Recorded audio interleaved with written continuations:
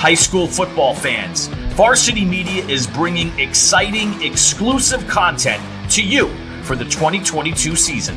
Introducing the Varsity Media Pass, available on iOS and Android. Accessible all season long, the Varsity Media Pass features game highlights, weekly podcasts, a clash of styles, out into talking. We love those differing styles, right? Top 10 plays of the week, player interviews, and so much more. Head to varsitymediapass.com to download the app and start enjoying content only Varsity Media can bring.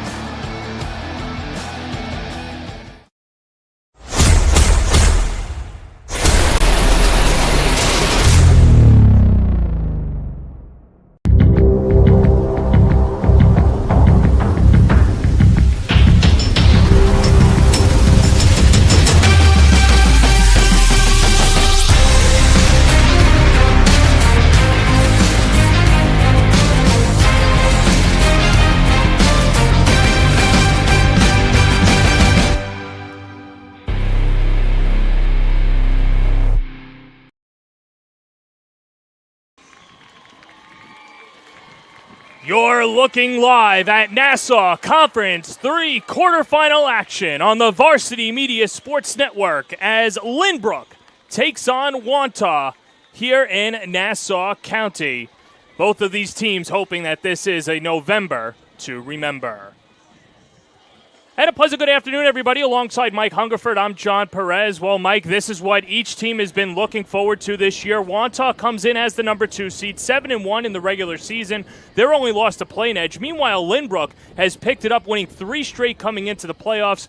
We could talk about momentum, peaking at the right time, but Mike, at this time of year, everybody is back to zero and a brand new season for both of these squads. Sure, it feels like early September, but it's actually November 5th, right? I'd say the date in the first round of the playoffs, and everybody's 0-0 right now. I think the hard thing is, from a coaching standpoint, is making sure the kids understand that everyone is 0-0. And what you've done up to now just gets you to now.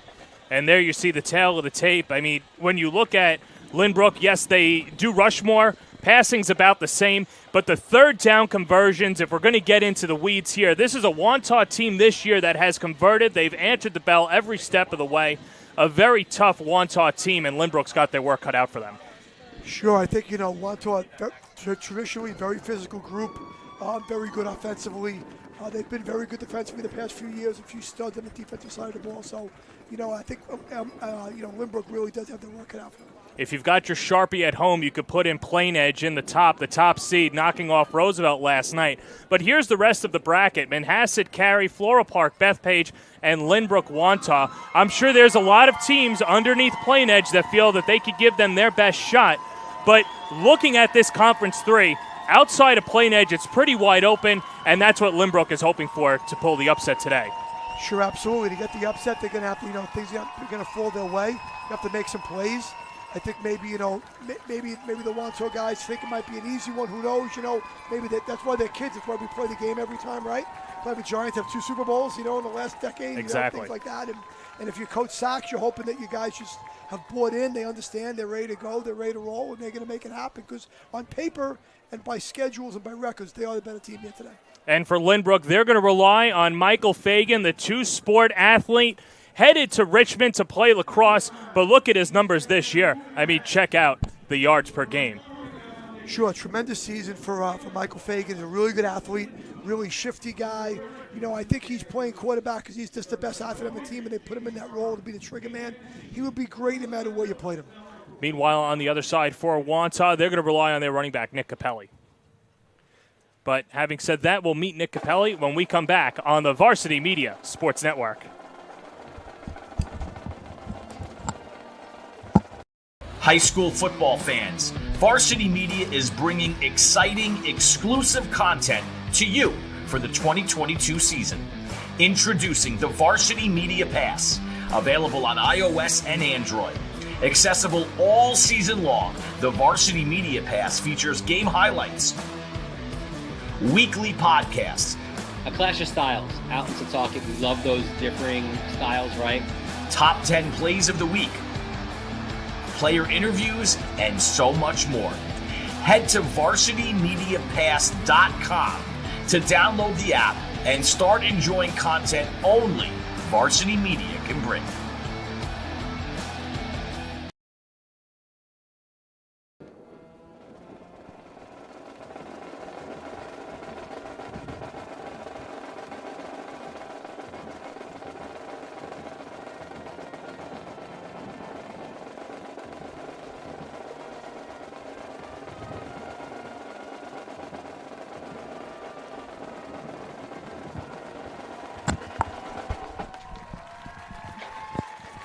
Great rendition of the national anthem. Alongside Mike Hungerford, I'm John Perez. We're getting you ready for the Nassau Conference 3 playoffs, and there you see Nick Capelli.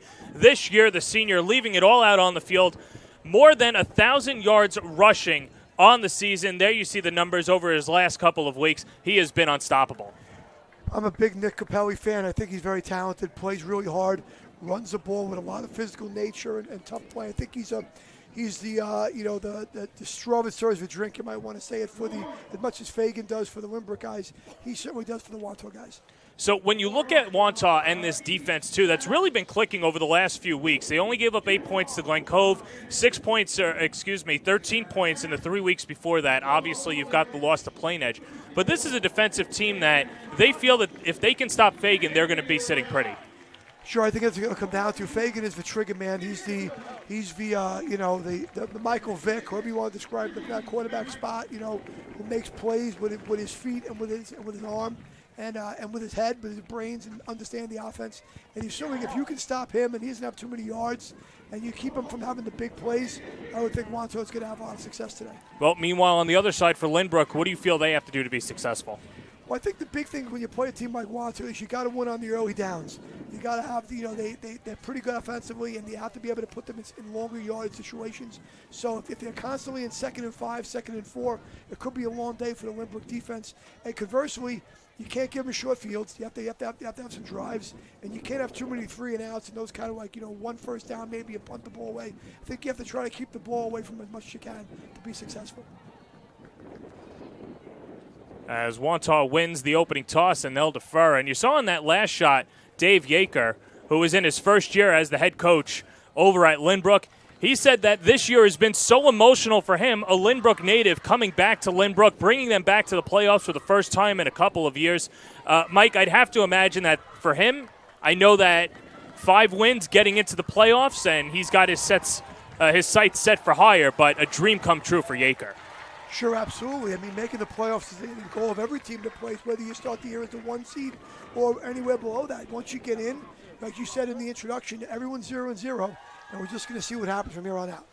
A 1991 Nassau County champion, and he said that the LICs weren't around back then, that he was happy to say that his team probably would have won the LIC. That's all, of course, up for some interpretation, as those are two guys that feel that they had the impetus to win that championship. So Wantagh goes out 7-1 on the year. They won 8 games a year ago before losing to Bethpage in the county semifinals, as they are looking to make a deep run at the LIC this year, as Nico Servos will get set to kick it off.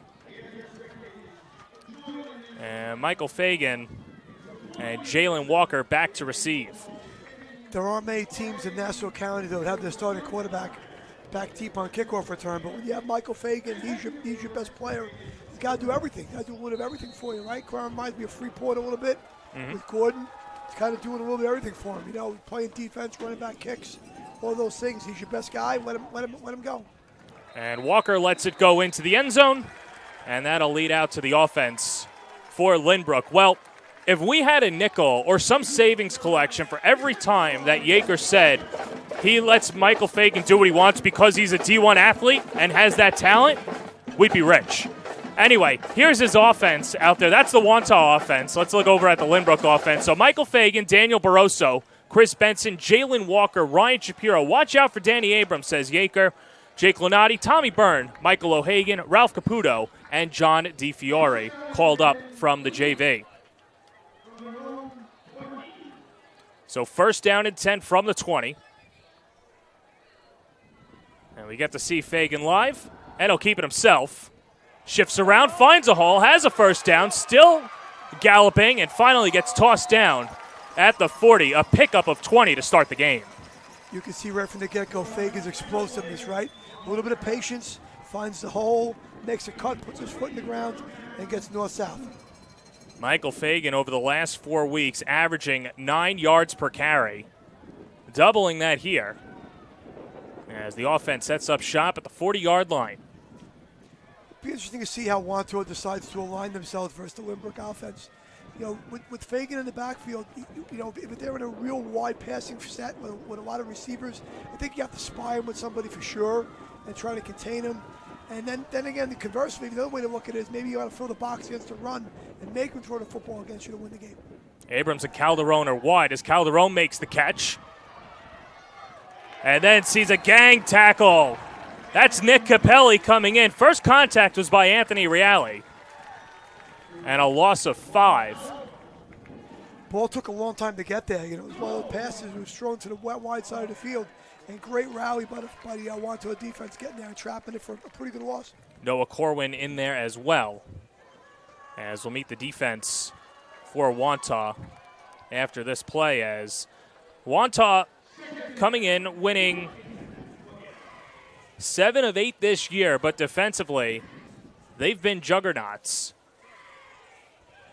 And Fagan expecting to see a lot of pressure, and that's exactly what Yaker said earlier this week, that he knows that Wantagh is going to throw everything and the kitchen sink at them. It's just a matter of how they respond.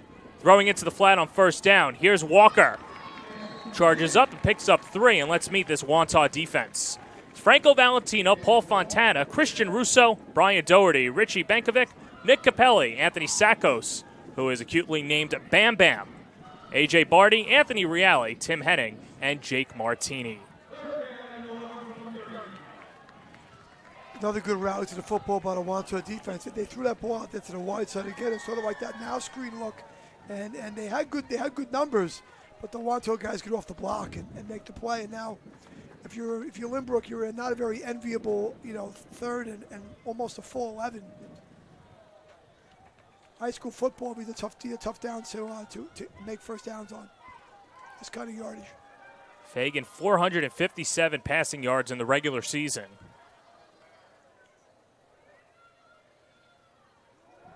Keeps it himself up the gut and picks up 4. And 4th down for the Owls. Little sweep read type look there for Lynbrook, and Fagan keeps it. They were able to get 1 first down. See if they can flip the field now with the kicking game. If they don't get a great punt to a field, Wantagh should have pretty good field position. And this is Mike Hendrickson, who has been, as his coach says, fantastic as a punter this year. Has done a really good job pinning teams deep.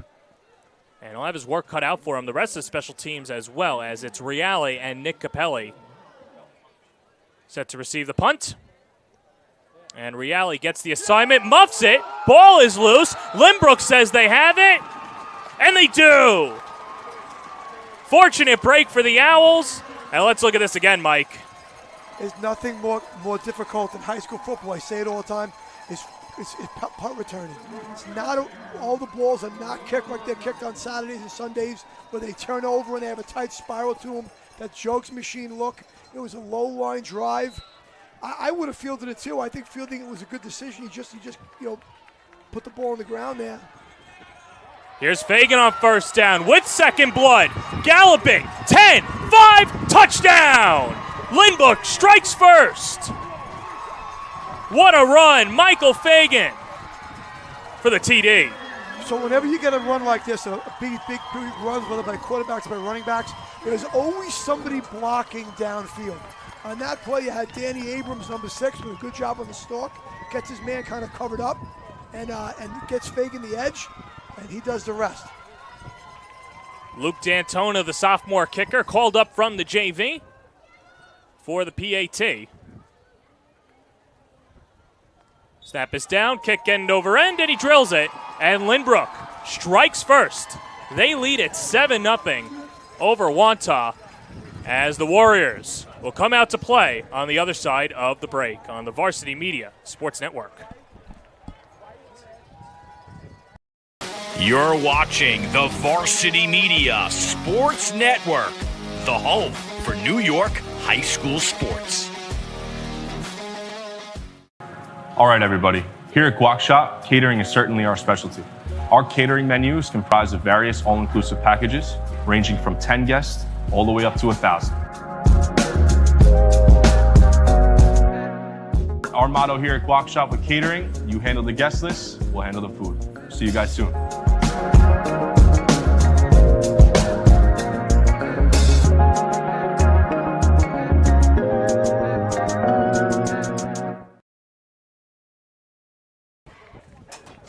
Back here at Wantagh High School, Lynbrook taking advantage of the Anthony Reale muffed punt. They pounced on it. First play out, Michael Fagan waltzed into the end zone to give Lynbrook a 7-0 lead on the road. And, you know, I know that there's a lot of butterflies, especially for a team that's coming out on the road. And for Lynbrook, you couldn't have drawn up a more fortunate but better start. Sure, you get a turnover right there, turnover, then the next play, turnover down. One thing about high school football, you have a lot of guys to kick off here. As Wantagh will take it, and that was A.J. Barty knocked down at the 45. Just get back to my point, you know, when you in high school football, there's a lot of guys playing both ways. And the emotions of the game, there's not a lot of TV timeouts, there's not a lot of stoppages, not guys playing one way.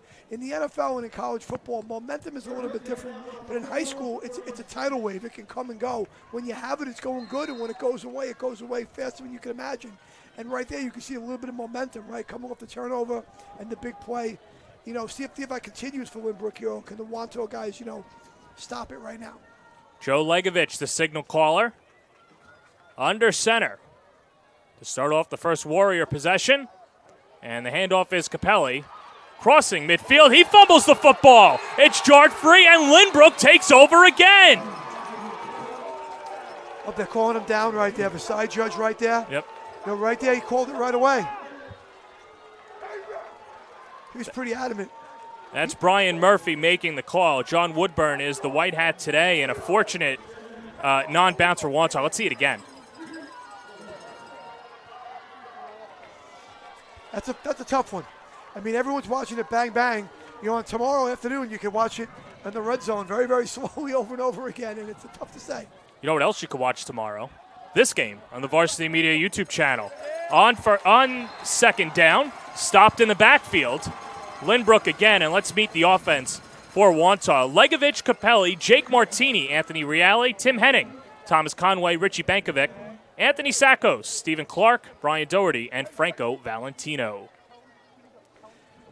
So right now, you got the Lynbrook guys are pretty excited right now. They're kind of, you know, playing pretty fired up. But if you have Wantagh, what stems that tide and that energy for them is just execution. Just execute. This will be third and short from the 45. Pitch back. Here's Capelli. He's got a first down, darting up the sideline. And Capelli moves the chains.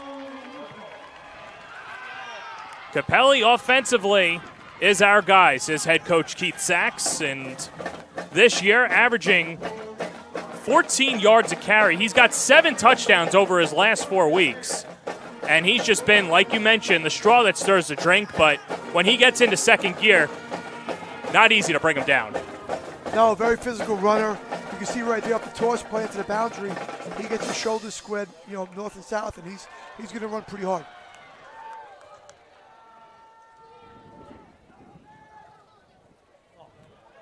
First handoff for Jake Martini. Pummeling up ahead, and a gain of 7. Puts him at the 30-yard line. Well, here's the defense for Lynbrook. Frank Cerufo was called up from the JV. Tommy Byrne, Michael O'Hagan, Jake Lunati, Tyler Denker, Craig Leshek, Ramon Calderon, Max D'Antona, Jalen Walker, Ryan Shapiro, and Chris Lucchese. You know, now we said earlier, you know, you can't give them 2nd and 3 or 2nd and 4 all the time. You're going to have to get some, you know, some wins on first down. Inside handoff. Here's Capelli. 20-10 inside the 5, and he gets pushed out of bounds by Lucchese. But Capelli starting to feel it early on. Good trap play right there to Capelli. Pretty easy run, and he wasn't touched for a long time.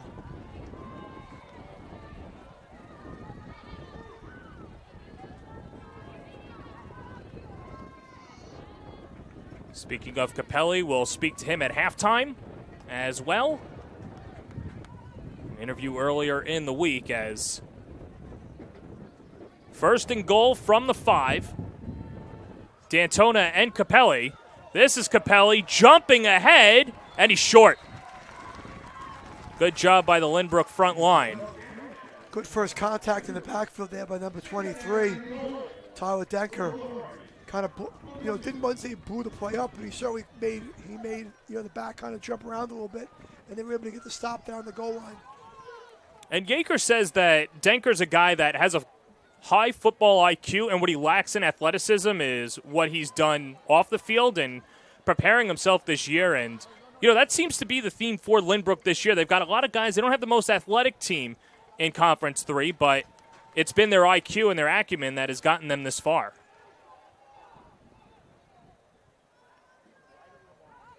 Wantagh 2 yards out, second and goal. Capelli again, he waltzes in.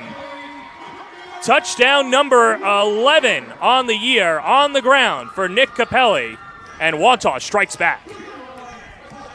Wantagh gets out of their wing T set and just gets in the eye, and they just run to the tight end side off that little short toss.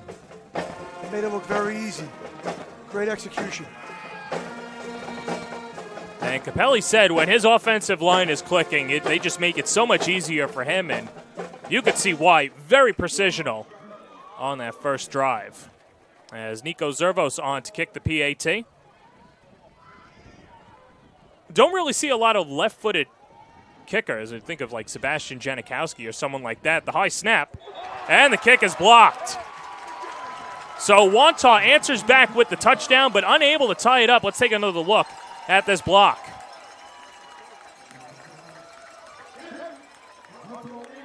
Snap was a little high. It took a little while to get them onto the tee. Usually when you end up in block, somewhere in the execution, that three-man between the snap holder and kicker are the issue. Ama Agwu had the block, and we'll step aside as well.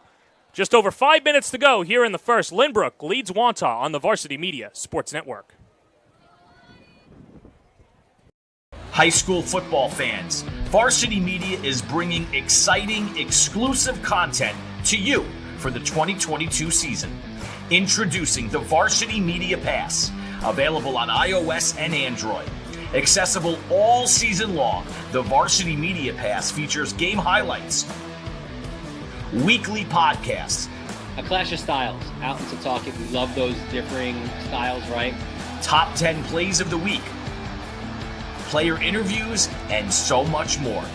Head to varsitymediapass.com to download the app and start enjoying content only Varsity Media can bring.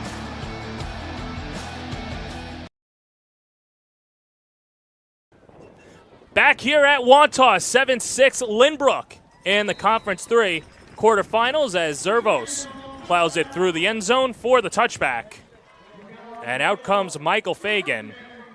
And this is a Lynbrook offense that was given second life on the miscue on special teams. They thought that they got another fumble out of Nick Capelli. They did not, so they were able to score. But here is Michael Fagan.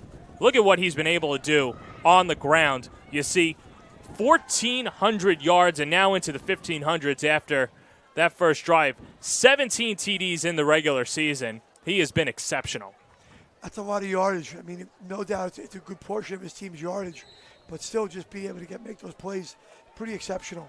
So he has to be in the conversation as to one of the better players in Nassau County, regardless of conference. A former slot receiver turned quarterback. And a handoff up the gut.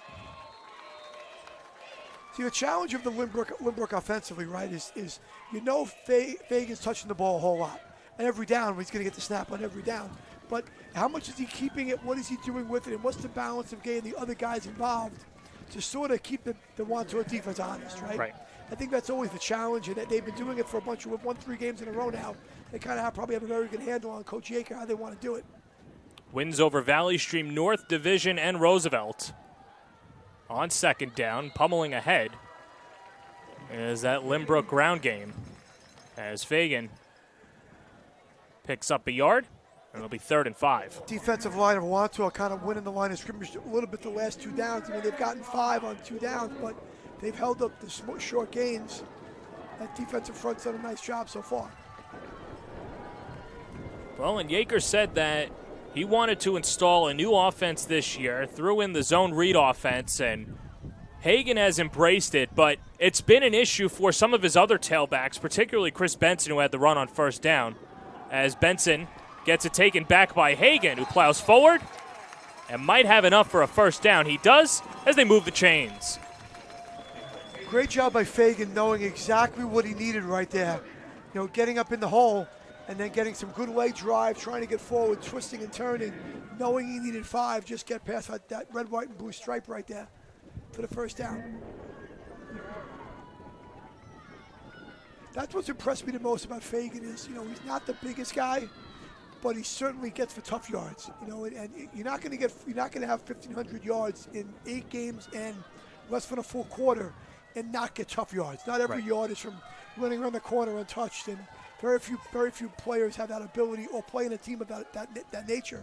So you got to get tough. If you're him, you're going to have to earn a lot of tough yards.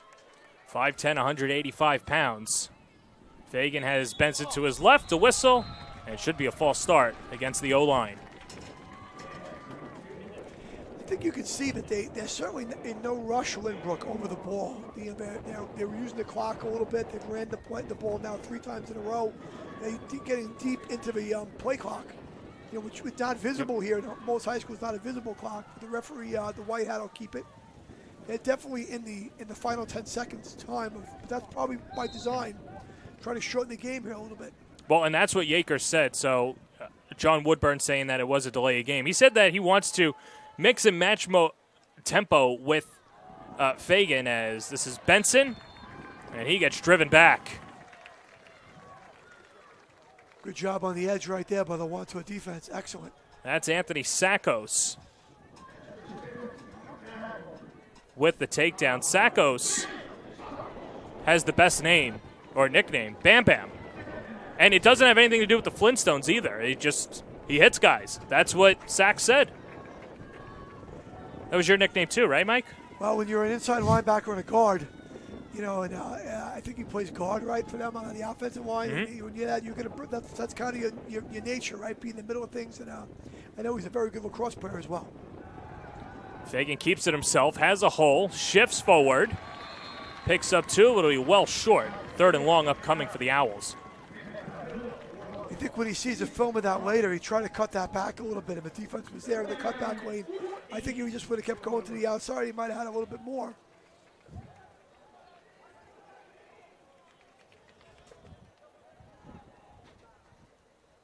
Well, we've seen Lynbrook really slow down the clock and be very, very diligent in terms of just wiping time away. And still early on in this ball game, but for Lynbrook, they've executed, they've got the score, they've got the lead, not particularly in a rush, as Fagan rolls out, steps up, fires, batted away, and a flag down afterwards. Capelli had the back down in the battle of our key players to watch, but a flag in the backfield. I think you're going to have a hold here. Yeah, so now it's confirmed, a hold. You'll probably decline that Yep. on an incomplete, make a punt it away from there.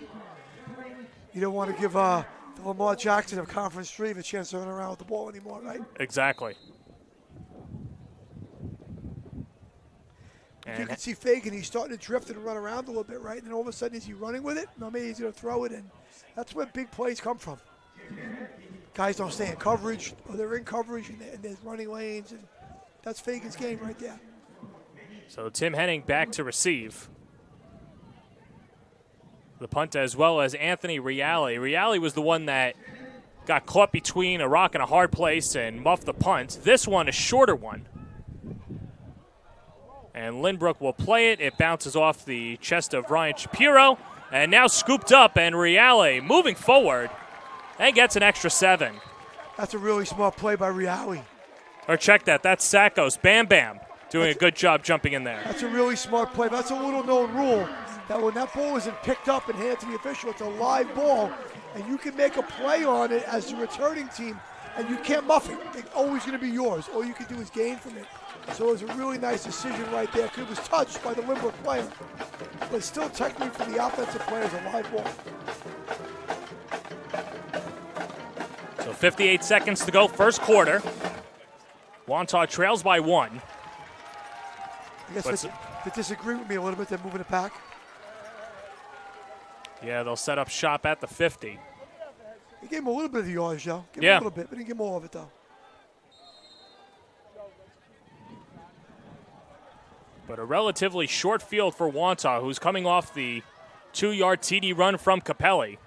And Legovich passes, spins it far side. Reale's got the catch. Darting forward and gets downed after the 5-yard pickup. The takedown by Mikey Hendrickson, the junior. Well, I like that play right there. You know, they're in the odd man front, Lynbrook in the 52 defense, and look, and the box is pretty full. 2-on-2 out there, throw it out there and see what you can get. You just have an extended running play right there, right? You just picked up 5 yards and maybe kept the defense a little bit off balance.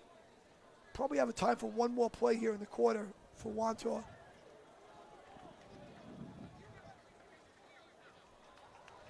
Reale, an integral part to this county championship team for Wantagh in the 2021 shortened COVID season. Here's Capelli marching forward, has a first down inside the 40.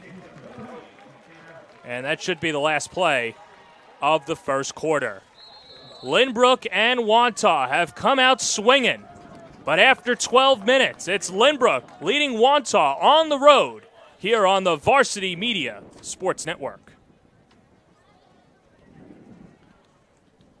An event organizer looking for a media company to cover live streaming, action photography, and game video for your event? Look no further. Varsity Media travels throughout the Northeast covering weekend tournaments, showcases, and championships.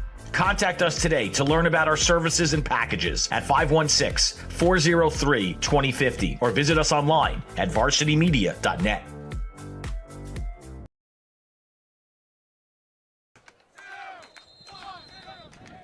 Back here at Wantagh High School, it's the Owls over the Warriors, 7-6, alongside Mike Hungerford. I'm John Perez, and this is how the standings shook out in the regular season. I mean, nobody was beating Plain Edge the way that they were able to run the ball this year, Mike. But then you see Wantagh, Bethpage, Cary, Manhasset, Floral Park, Lynbrook, and Roosevelt. And credit Lynbrook, they won 3 straight to get into the playoffs, but a pretty competitive Conference 3 from seeds 3 to 8.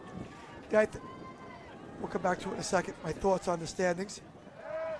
Legovich looking back to pass, slings it near side. That's Martini as he darts up the sideline. And nice defensive play. But so your thoughts on the standings this year in Conference 3?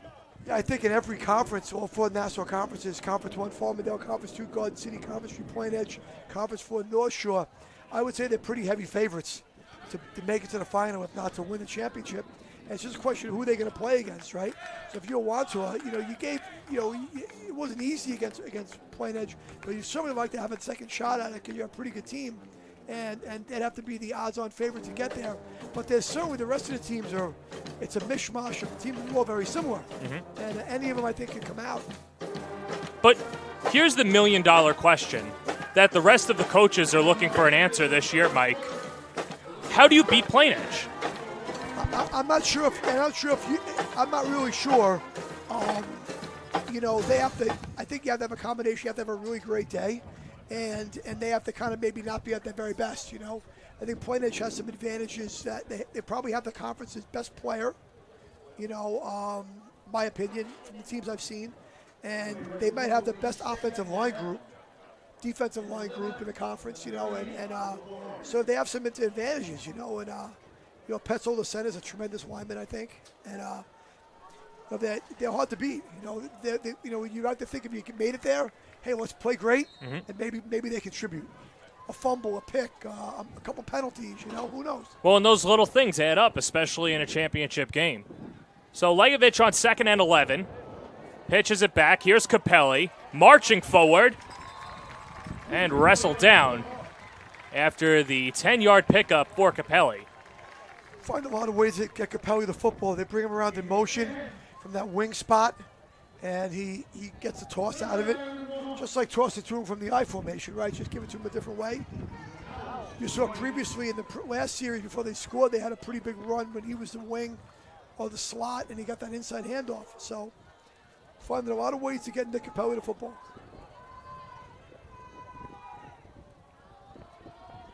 Third and short from the 27.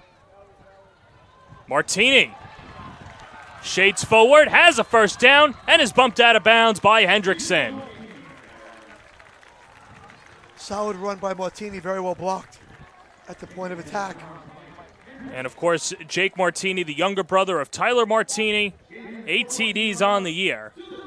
Two-way player, a player that started as a sophomore last year and gained a ton of experience for a team that won 8 games a year ago in the Warriors.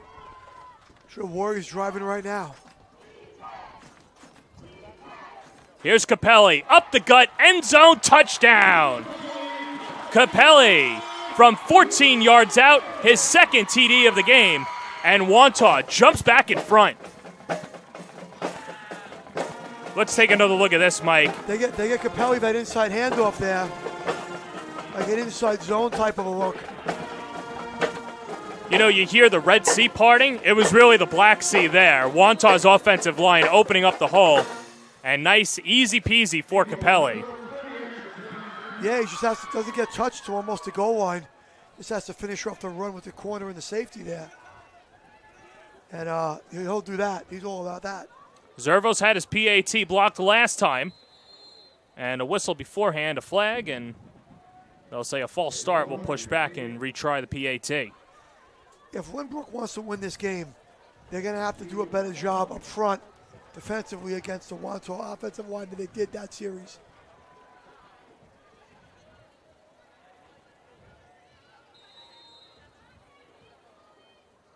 Well, Lynbrook taking advantage of the muff punt, but since then has not been able to make a dent on this Wantagh defense outside of the long touchdown run by Fagan, and now they'll have an opportunity again after the longer PAT by Zervos.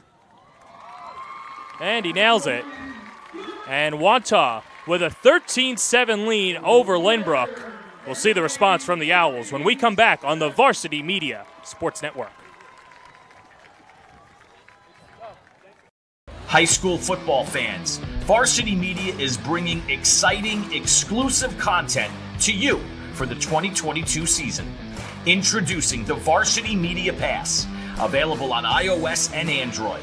Accessible all season long, the Varsity Media Pass features game highlights, weekly podcasts, A clash of styles out in Setauket. We love those differing styles, right?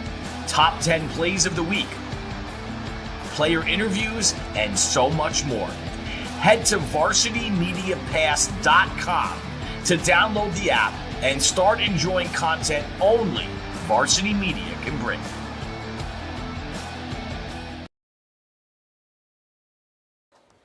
Back here on the Varsity Media Sports Network, Nick Capelli with a pair of touchdowns as the Warriors, the number 2 seed in Conference 3, leading the number 7 seeded Owls of Lynbrook. And Zervos with a short kick. And Daniel Barroso pitches it back. Here's Ramon Calderon at the 15-yard line, running diagonally and then pushed out of bounds. Good job by Wantagh covering the field right there. Everybody stay in their lane. Good job right there on the reverse. Well, Calderon ran a country mile just to gain 2 yards. And Keith Sack said that he's been very satisfied with the way that the special teams has played over the last month or so. And doing a good job of cutting down those running lanes on kickoffs. Big part of the game, special teams. I mean, if Wantagh's already had 2 touchbacks, and this one a relatively short return, then they're starting inside the 20-yard line, Lynbrook. So, making pretty long fields. Definitely difficult in high school football to drive 75, 80 yards in a clip. Third series for Michael Fagan. Starts at the 18-yard line. Chugs ahead with momentum. Has a first down as he gets brought down by Capelli. But a pickup of 12 for Mr. Fagan. I like the formation there. They just run with a lead blocker and those backs. They just run to that bunch formation they have there, right? They just try to get a hat in a hat and let him do the rest. I like that formation. You can see in the replay right there. They're just trying to get a touch. Yeah, they just flipped the formation the other way now, it looks like. On first down, Fagan. Play action. Pass is caught over the middle. And hauled in by Ama Agwo, the junior. A guy who Dave Yaker says is one of the sleepers in his receiving corps. Sure just took one of that guy in the bunch and just kind of sat him down over the middle. That's a variation of the old pop pass, right? In the tight end spot. Just taking him and sitting him down. 13-yard gain. Ball at the 42-yard line. Fagan on first down, gives off to Barroso. Barroso bumps, bounces, and is brought down after the gain of 5. So you look at that bunch formation right there. On 3 plays, they've done 3 entirely different things. The first play, they run Fagan to it, like in a quarterback sweep type of a look. Second play, they come back and they run a pass to it. And now they've given the ball to the running back out of it, so they've a little something different every time. I like the play calling right now. Barroso's had an interesting journey this year, too. He was originally the week 1 starter to be projected to start, but tore it up in training camp with his legs, and the coaching staff said, no, we've got to have this guy out of the backfield, and we'll put Fagan up there as the pickup again by Barroso. And this will set up third and about 3. Well, they've done a good job with the field position, right? They started the ball inside their own 20. And they're on the 49 right now. So it's even if they have to punt right now, they've kind of flipped the field. But I don't think Lynbrook, the Owls, are really – Coach Yeager they can't give the ball back to Wantagh right now. Wantagh been pretty hot offensively. Nice to get a first down right here. There's some movement up front, a flag, and it should go against the Warriors. And a first down for Lynbrook.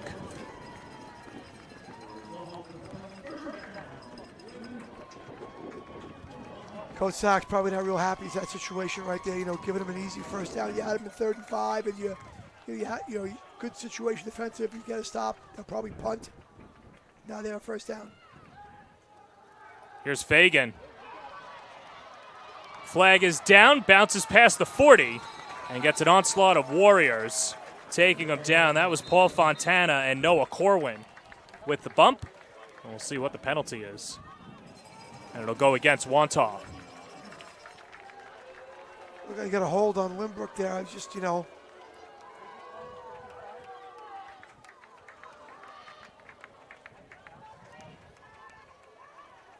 not sure if that was on the backside of the play or Fagan kind of cut that play all the way back.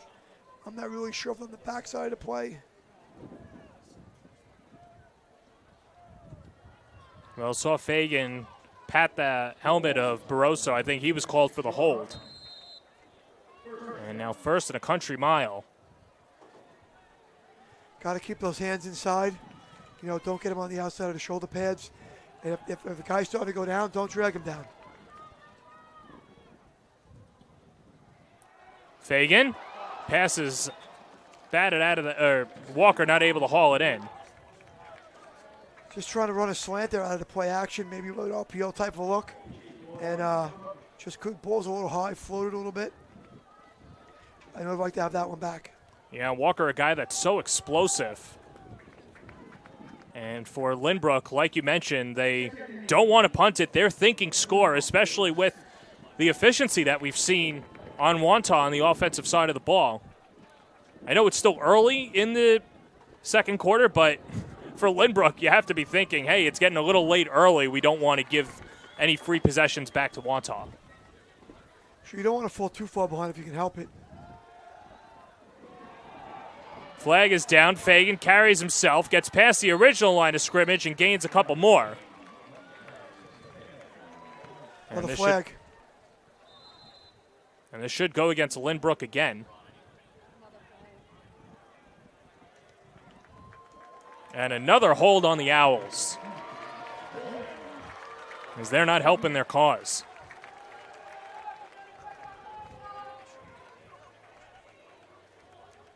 You know, if you're looking, you might be able to find one on every play if you're looking inside. Depending on how impactful on the play it is, maybe somebody grabbing somebody a little bit. And if you're right around where the play is based or where it's going, it's going to get called.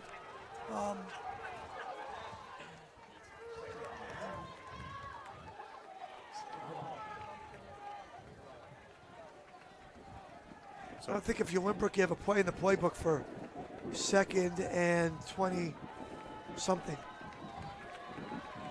You have 2 second downs, you have 2 plays. We'll try to get maybe half of it now.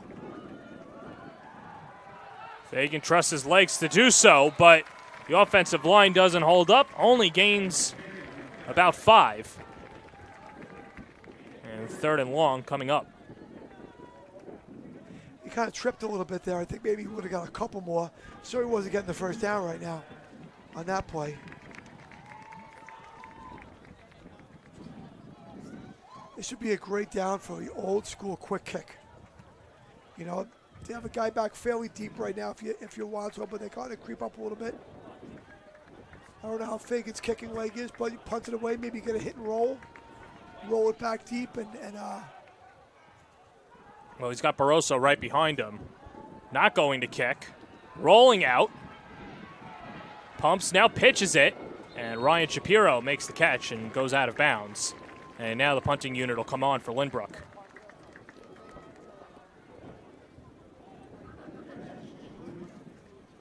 Yeah, nobody open. Great coverage right there by the Wantagh defense. You can see why they've had such a great year. Great coverage, you know, just knowing their assignments, eyes in the right spot. No one open, Fagan to throw the ball to. So Hendrickson again to boot it away.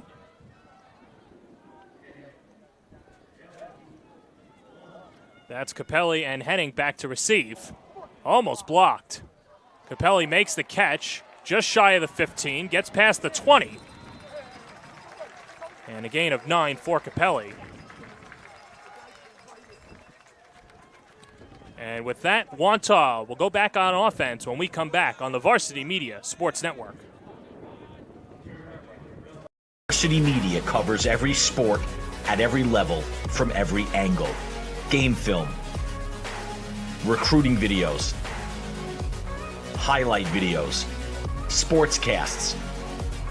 That's complete. First down and more. Touchdown, Oceanside. Photography, live streaming. You name it, we offer it. Don't. Back here at Wantagh High School, the Warriors taking over.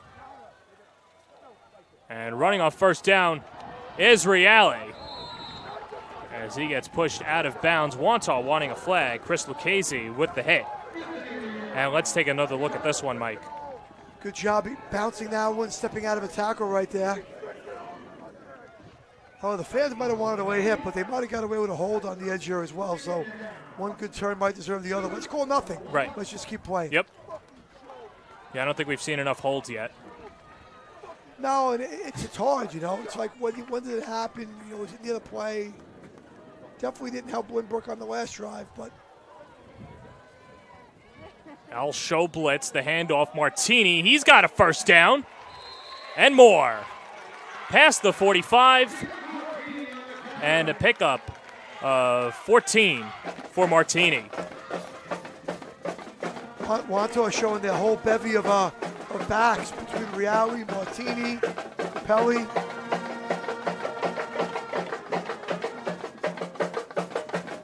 Martini, of course, that name popular around here in Wantagh, the younger brother of Tyler, but it's because of the relationship that he had with Sachs and the rest of the coaching staff that this year he's taken on more of a leadership role, even though only a junior, as Capelli on first down scoops ahead and gains 6.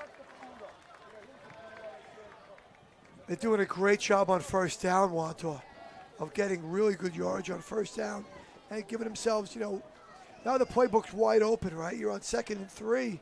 You have a defensive coordinator for Lynbrook. You're like, what am I playing run? Am I playing pass? What you're forcing the Lynbrook defense to do is to base it up probably and play it balanced. On second down, they fake the pitch. This is Capelli, though, and Capelli's got a first down, still on his feet, deep into the secondary, past the 20. Nick Capelli cannot be stopped. Pulled 2 linemen right there in that GT look. He gets in behind them. Great blocks by the linemen. And one thing he's going to do, Capelli, is he's going to drag guys. Yards after contact, very, very good.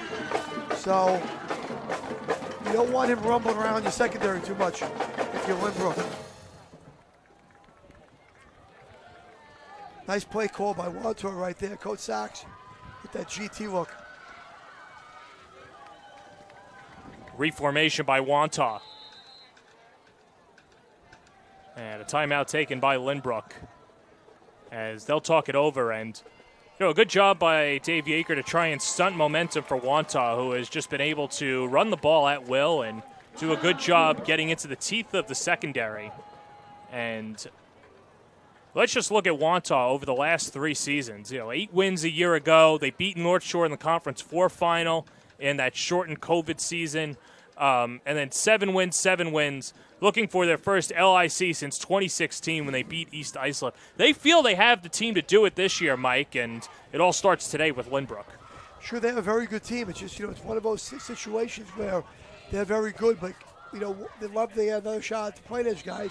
You would probably bet a couple mortgage payments on them to be in the final, right? So what I find interesting about Wantagh is they're similar to Plain Edge in the fact that they're a little bit multiple on offense. I think maybe Plain Edge might throw the ball a little bit better. Look, I haven't seen both teams play live now, but they're both good running teams, have multiple backs. They can run the football. They have an A back and then like 3 B-plus guys who are very good. And it can do a lot of things offensively. And they're both very good on defense. So they have a lot of similarities. The question is, can you find a way to slow down the Plain Edge guys? 1st and 10 from the 20. The pitch, and then bobbled by Reale after the handoff from Capelli as Wantagh gets creative and makes something out of nothing. We'll take another look at this, but it was Legovich to Capelli and then to Reale, not the cleanest of handoffs. Sure, running like a counter play right there, like a scissor cross counter. And there's the beauty of the turf, right? 10 years ago, no turf, that ball's bouncing around, gets kicked. It's probably a turnover. Have a flag here. Yep, and a holding, says referee John Woodburn, so that'll push Wantagh back. He's 10, like every level of football, the 10-yard penalties, 15-yarders don't come along too often in terms of like personal fouls, or in high school it would be PIs, pass interference. But in high school, the 10-yard penalties, especially if they're, not on first down, are drive killers.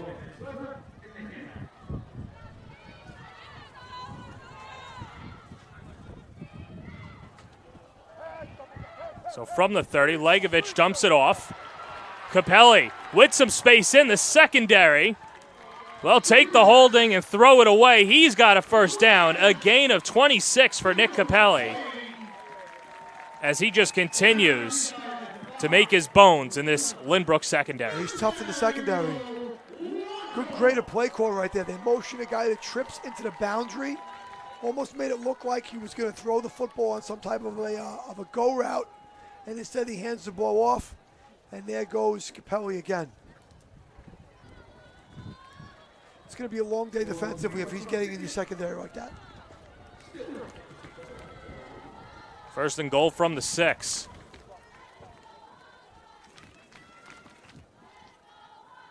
Up the middle, Martini, end zone, touchdown. From 6 yards out, Jake Martini scores his 6th TD of the year, and Wantagh pouring it on in the first.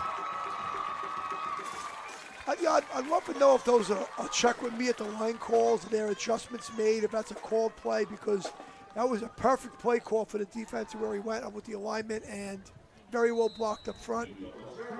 And that's a nice touchdown run right there. Offensive line certainly getting it done for Wantagh right now. And that's been the key part of their success. Servos 1 for 2 on the extra points. Another high snap. And on the fake. Wantagh to the end zone.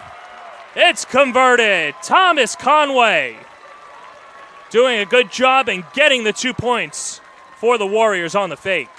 I should have known better. I remember doing a Wantagh game a couple years ago, and they played Bethpage, right? And they had the fake extra point, a fake field goal. It was a great play.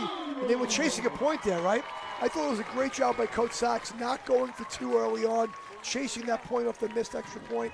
Instead, what he did was he just went for 2, essentially went for 2 right there, you know? So Wantagh goes up 14.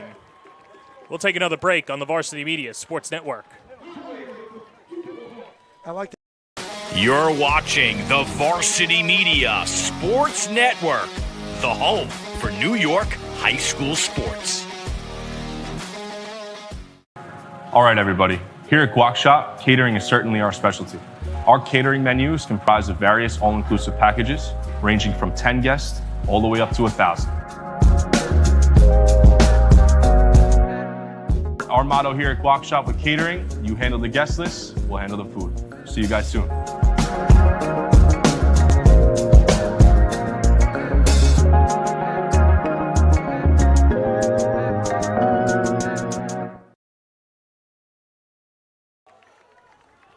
Back here at Wantagh High School, it's the Warriors. The number 2 seed with a 14-point advantage as Jalen Walker will set up the offense just shy of the 30. And you see a good crowd on hand. A lot of sunglasses, a lot of shorts for the first weekend in November, including you, including Ben Turchin, Ron Pierre. Everybody's ready to go to the beach, Mike. It's unbelievable weather for this time of the year. It's almost too warm. I'm not mad about it, but it's almost like too warm for this time of year. It's so odd, you know. But tremendous weather, and hopefully the boys listen to their coaches and they said hydrate, right? And we don't have any cramping issue as the game wears on. So a pretty big situation in the game, I think. 3 minutes to go before halftime, and you don't want to give the ball back to Wantagh if you can help it. No, and they'll receive the second half kickoff as that's Ramon Calderon. Catch and run, just shy of the marker, but a good pickup for Calderon. Nice little move by Calderon, making that first man miss. The little inside-outside move, you can see it right here. When you tackle and use that sideline as your friend, right? Hit him with that sideline if you can. They'll give him the first down as Lynbrook would love to get more points on the board going into half. Fagan keeps it himself. Waltzes up ahead and picks up 2.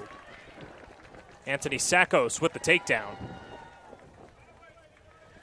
So I do believe that Lynbrook has 2 timeouts. They used 1 for sure. I think they have 2 left. So you're not in a super rush because you have timeouts on a first down, the clock will stop. And you also would rather not give the ball back to Wantagh if you can help it.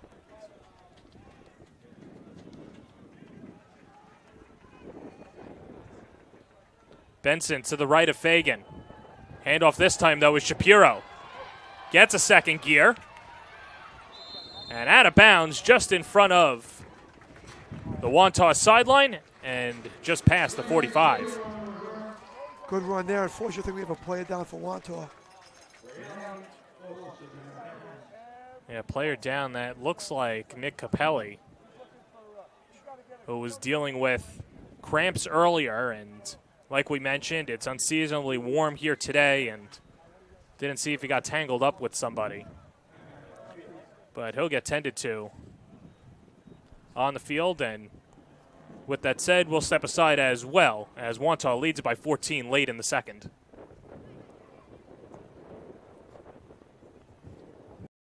High school football fans, Varsity Media is bringing exciting, exclusive content to you for the 2022 season.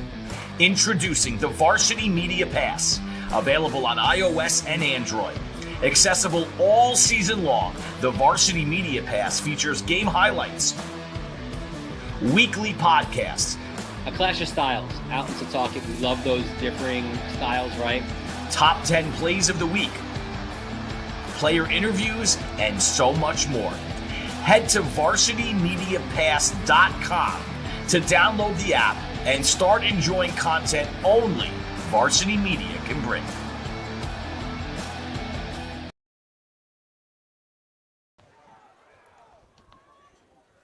Third and short as Michael Fagan marches forward and has enough. But there you see Nick Capelli on the sideline getting tended to by head athletic trainer.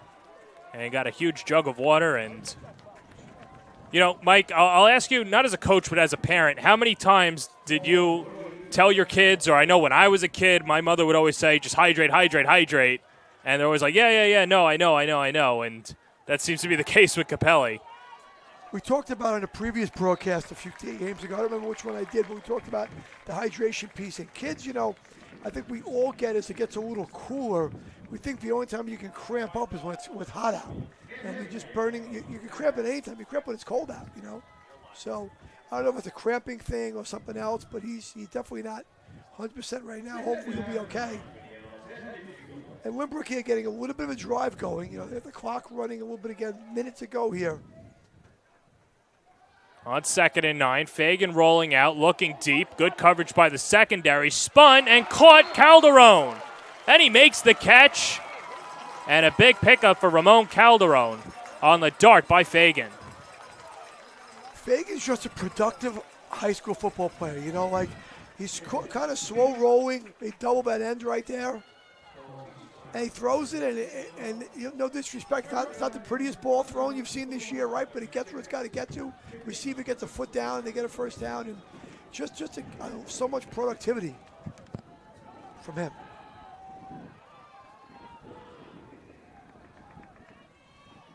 First down from the 36. Fagan back to pass, pocket collapses. He rolls out towards that first down marker, extends and will not be brought down but pushed out of bounds. And a 9-yard carry for Michael Fagan. They had a free rusher right there. I think that was Fontana. Might have been the free rusher off the edge. And they didn't get him blocked. And basically, you know, Fagan blocked him with his feet, right? He just rammed to the sidelines and turned into 9 yards. And that's the kind of stuff you see from those really mobile quarterbacks you see in college and the NFL, right? Plays that should be sacks. For non-mobile guys who can't run great, they become 9-yard gains for players like that. Think of like a Josh Allen type of player. Well, Josh Allen is, to me, the anomaly of the NFL because he can throw better than anybody but can run better than anybody or as good as anybody else, and he's certainly very talented. And a delayed handoff to Chris Benson will be close to the marker, but Lynbrook calls a timeout. Yeah, you can see when you have those run-pass type of guys like you know, you look at Fagan, he's a great runner, probably more of a running back, just playing quarterback, right? And throws it good enough to get the job done and get the team to play here and drive the ball. But then when you look at the other guys, you know, who can really throw it and run it, like you just referenced, Josh Allen, crazy stuff. Well, while Lynbrook has a timeout, let's take a look at the upcoming schedule as Varsity Media is your home for the football playoffs in the tri-state area this year. Tomorrow, out in West Islip, St. Peter's taking on St. John the Baptist. Dylan Butler, myself will be there. Then the semifinals at St. Anthony next Friday night, and then the semifinals in the Catholic League at Holy Trinity, at Hills West, and then the big day, the creme de la creme, November 19th, the Saturday before Thanksgiving. The New York City Catholic High School Football League Championship triple header. Should be a fun day of football. A lot of good games coming up, and you know, St. Anthony's, Chaminade, those schools representing Long Island. You know, good luck to them. Say Holy Trinity in the playoffs. Good luck to them. Chaminade with the big victory over Kellenberg. 1st and 10. Fagan rolls out, fires. It's caught. inside the 10. As Lynbrook tries to hurry up, Ryan Shapiro makes the catch. They're going to hold up. They can't. The clock looks like it just started. 20 seconds and counting, and they spike it. Yeah, if I'm the Lynbrook staff, I might be a little disappointed. They started that clock, and the ball I don't think was completely spotted yet. I'd want maybe a couple more seconds put back on. I don't think they're going to get it, but. Well, and how about the mobility of Fagan? Fagan's just, they have that free rusher again. There he comes, right? There's an edge guy trying to get home, and there's no one to account for him. He accounts for him with mobility, right? And finds the open receiver down the field. I just can't stop watching Fagan. I have no idea how the receiver got open, but he's fun to watch, Fagan. First and goal from the 8. Or second and goal from the 8. Lynbrook needs a score. Fagan rolling out. Looking. End zone. Intercepted. Wantagh takes it away. Inside the 10 and brought down. Michael Fagan is picked in the end zone. And what a stop for the Warriors before the half. I think he just stared it down a little bit too much. He's looking in that area, kind of stared it down a little bit too much, threw it where he was looking. And, when you don't throw those balls in there with tremendous, if you don't fire them in there, or place it in the exact spot, that could be the result, unfortunately, for the Lynbrook. A great drive to end the half. Jake Martini with the interception. He'll add that to his mantle with the TD. And probably one kneel down for Legovich as Wantagh's defense stands tall on the final play of the first half. And one last draw play up the middle. This is Martini at the 30 and gets taken down. Nice, very excellent tackle. The open field, number 25 right there. So Jake Martini, a touchdown and an interception. Nick Capelli with a pair of TDs. 24 minutes in the books. Wantagh leads Lynbrook 21-7. We'll step aside when we come back. We'll speak to our player of the game, Nick Capelli, about his football career and what he expects in the playoffs. And then we'll get you all caught up for second half action here on the Varsity Media Sports Network. You're watching the Varsity Media Sports Network, the home for New York high school sports. High school football fans, Varsity Media is bringing exciting, exclusive content to you for the 2022 season. Introducing the Varsity Media Pass, available on iOS and Android. Accessible all season long, the Varsity Media Pass features game highlights, weekly podcasts, A clash of styles, out in Setauket. We love those differing styles, right? top 10 plays of the week, player interviews, and so much more. Head to varsitymediapass.com to download the app and start enjoying content only Varsity Media can bring.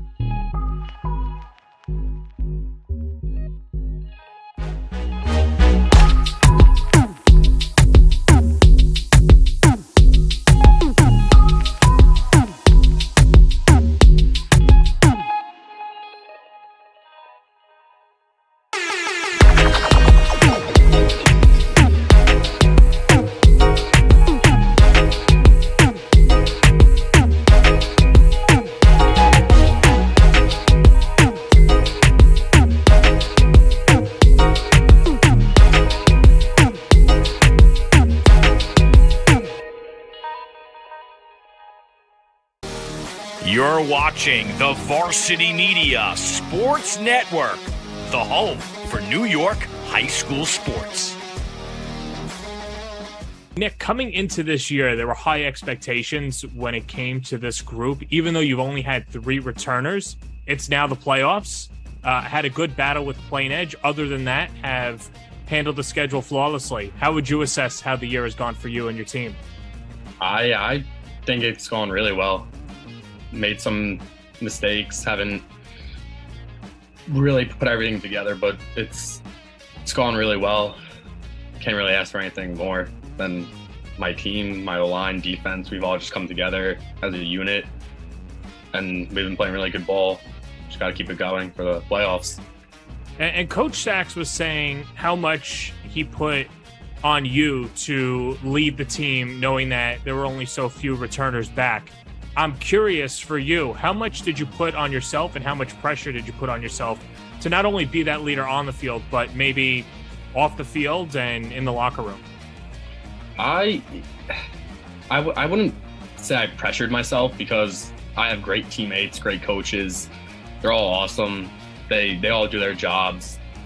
But leading the team and guiding the younger kids, it's been a journey, but they're all coming to be amazing players and amazing teammates with one another. We have an awesome group of guys. Really, I don't feel any pressure. I try not to put pressure on me, because I could only get down on myself, and that's not really good for the team. I want to take you back to 2021, the spring of 21, where football's finally back. Wantagh is at the top of the map. Top team in Conference 4, knocking off North Shore. You had the game-sealing interception. Take me through that whole day. It was a really nerve-wracking day going into that game as a sophomore, playing both ways because Sean Carlo got hurt. The whole game, we just played together. We knew we could do it. We knew they were beatable. Having that moment, that interception to close the game, it was a truly amazing feeling. Doing that for my teammates and the coaches, we really did deserve it. We worked our butts off all year. And just to have that moment with them, those seniors, that group of guys, it was awesome. What is it about winning that you can internalize and then take next year and kind of impart on everyone else now that you've climbed to the mountaintop, know what it takes?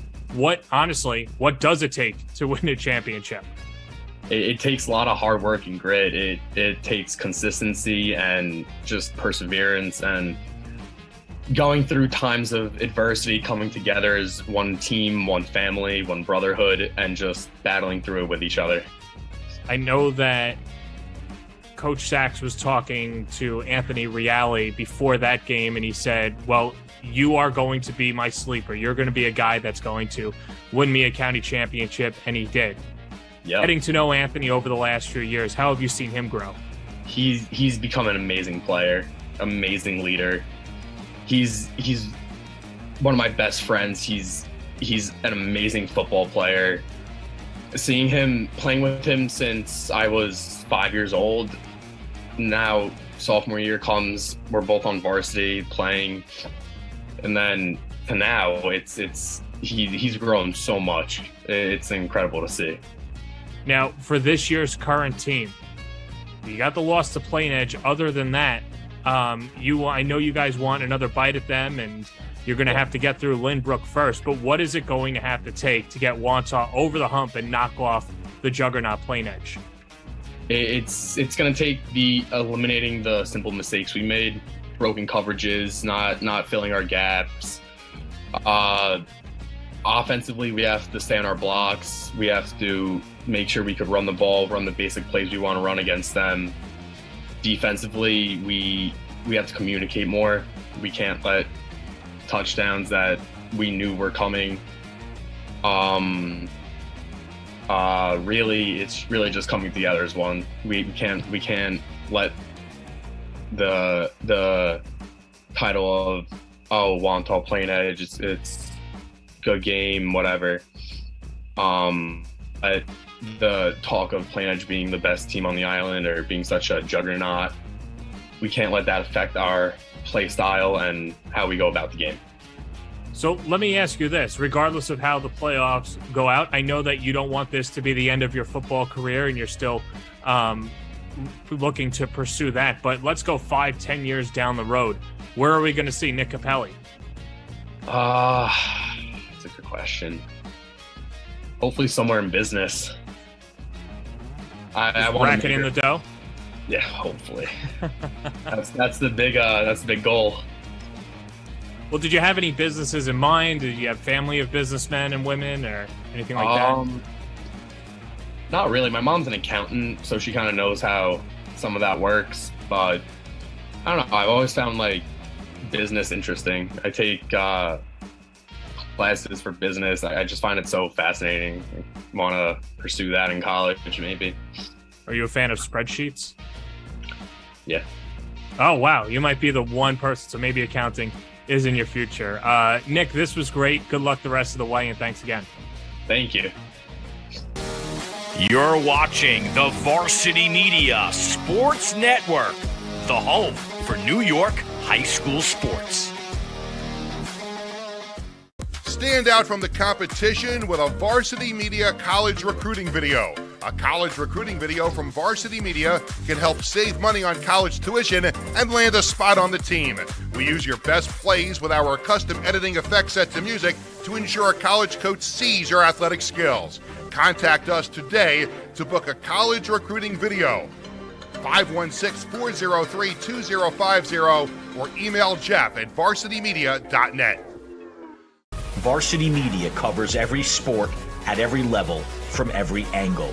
Game film, recruiting videos, highlight videos, sportscasts, Under, and what a look. photography, live streaming. You name it, we offer it. Don't leave your video needs to amateurs. Trust the pros. Contact us at 516-403-2050 or visit us online at varsitymedia.net. You're watching the Varsity Media Sports Network, the home for New York high school sports. You're watching the Varsity Media Sports Network, the home for New York high school sports. High school football fans, Varsity Media is bringing exciting, exclusive content to you for the 2022 season. Introducing the Varsity Media Pass, available on iOS and Android. Accessible all season long, the Varsity Media Pass features game highlights, weekly podcasts, A clash of styles out in Setauket. We love those differing styles, right? top 10 plays of the week, player interviews, and so much more. Head to varsitymediapass.com to download the app and start enjoying content only Varsity Media can bring.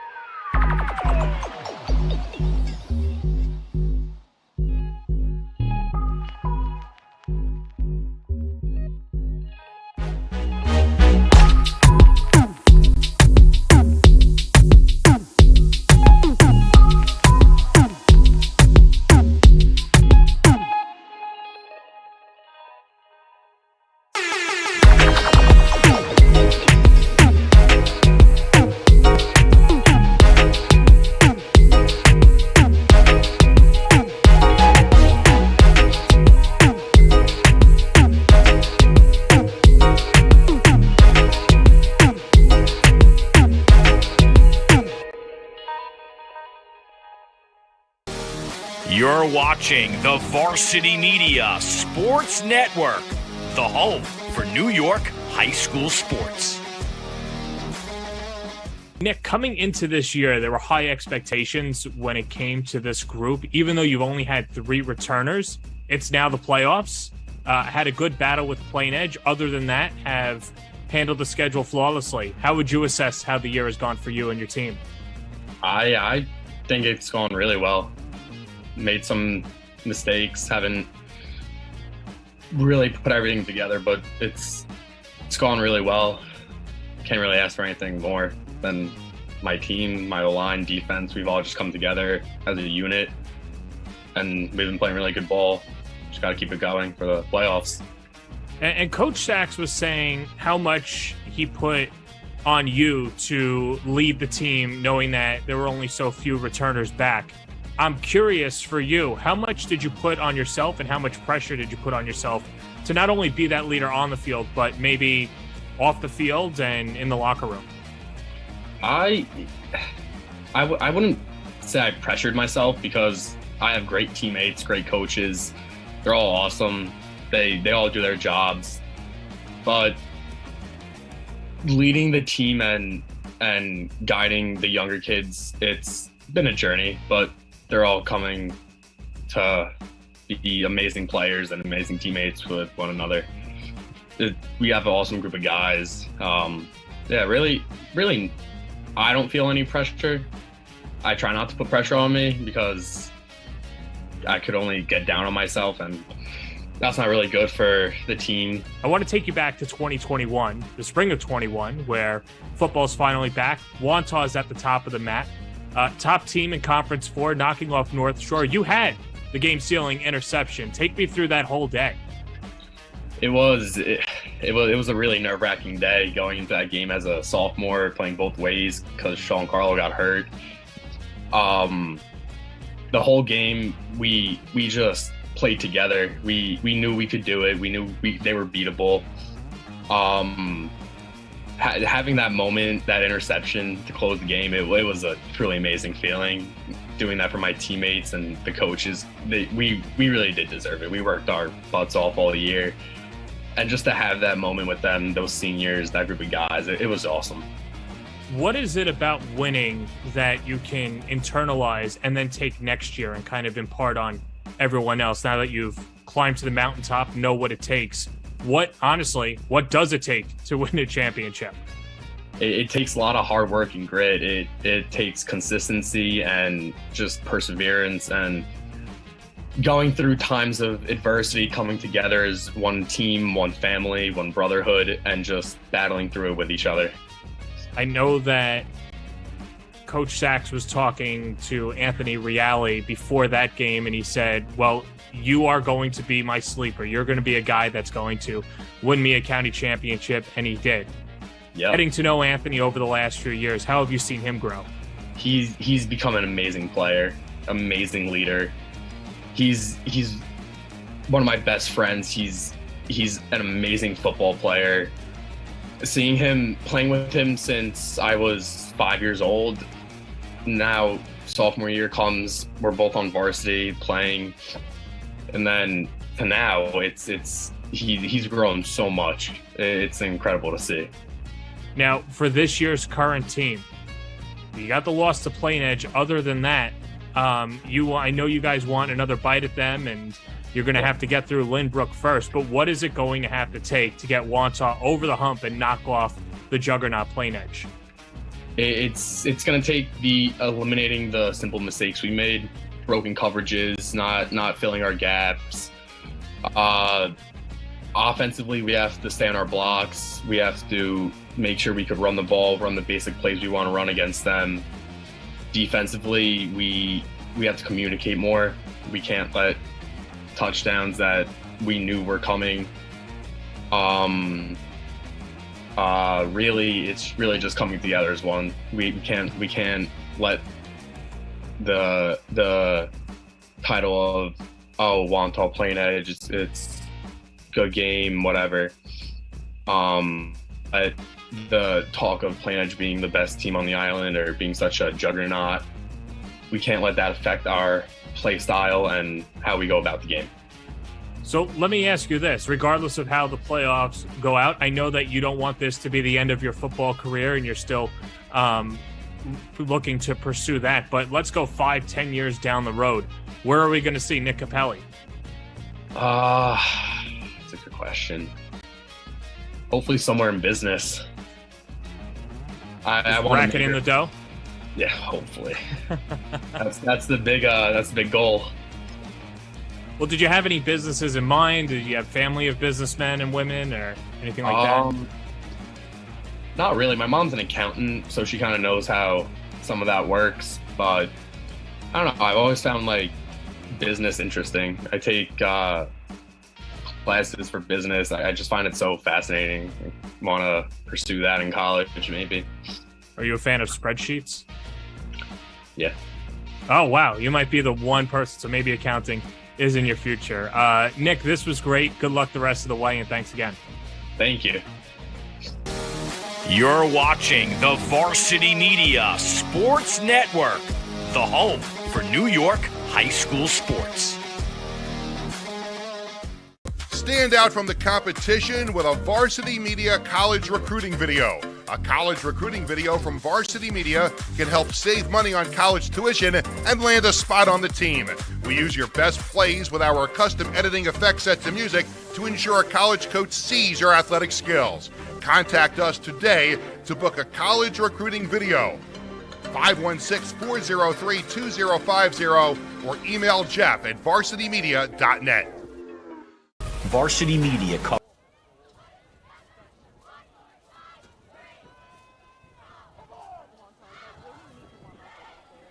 We begin the second half with Wantagh leading Lynbrook 21-7. You just heard from Nick Capelli, who we spoke to earlier in the week. Have not seen Nick come out on the field, but he is on the sideline after coming out early. And if you like that interview, you can check it out on the Varsity Media Pass. Download it today. As Wantagh takes the opening kickoff. And Anthony Reale redeeming himself. Remember, Mike Hungerford, he had that first punt that was miffed, and then Lynbrook was able to march down the field. Michael Fagan getting the TD, but doing a good job there and setting up shop for Wantagh to begin the second half. Sure. I said to you coming out of halftime, it feels like it's more than 21-7, right? And I think that, that a lot's transpired in the last half. They kept the score kind of where it was. Lynbrook moved it just enough, worked the clock a little bit, and Wantagh's had some really successful drives. I was very impressed by Wantagh's offensive line, as the half wore on. They really took control. Joe Legovich back under center from the 34-yard line. And the first carry of the second half is Jake Martini. It was Martini's interception that halted Lynbrook from getting into the end zone. That made it 21-7.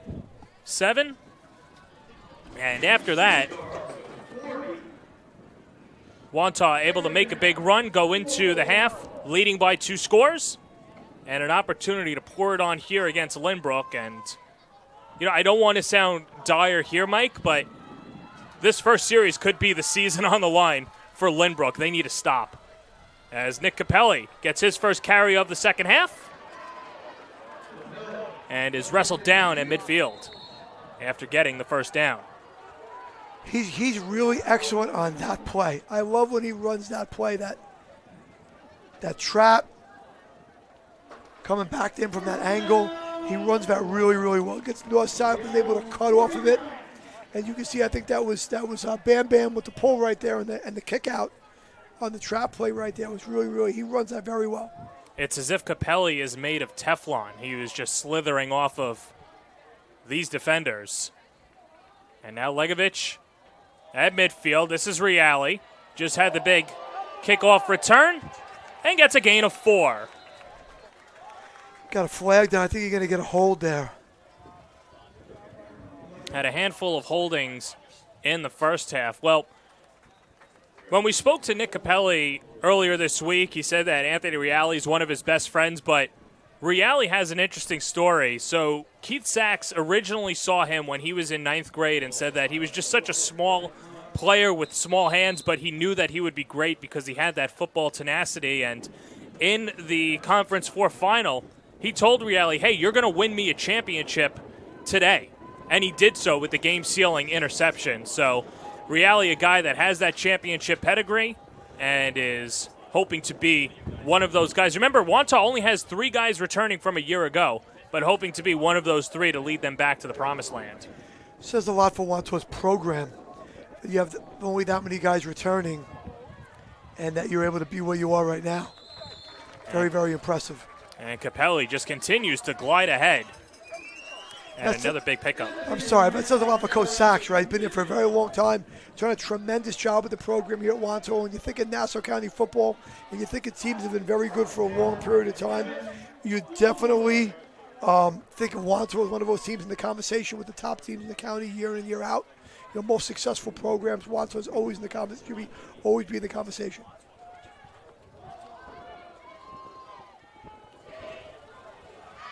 Second down and 11. Legovich back in midfield. Reali the man in motion. Delayed handoff. Capelli again with a 360 and a takedown. Tyler Denker with the knockdown. And there is Keith Saxon. What he's been able to do. 8 wins a year ago. Conference 4 final and LIC champion in 2016. And it's just been a testament to what he's given to this program and how it has paid off for these student athletes. Yeah, but a great big down right here for the Lynbrook defense. If you could get a stop and don't get it to maybe 4th and short, you might get him to punt. Meanwhile, Legovich gives it back to old reliable Capelli. Thought about passing it, and that is brought down. Big time hit, Ramon Calderon. Looks like they had the old toss pass on there, right? Toss it. They had a couple of receivers coming over the middle, coming over toward the sideline there on those drag routes to the sideline, those out patterns. But nobody was really open. The deep man was covered. Good job by the Lynbrook defense, playing your keys and doing your job. Calderon called a Swiss Army knife by the coaching staff because he can do it all, and it's not easy to take down Nick Capelli 1v1, but he did so.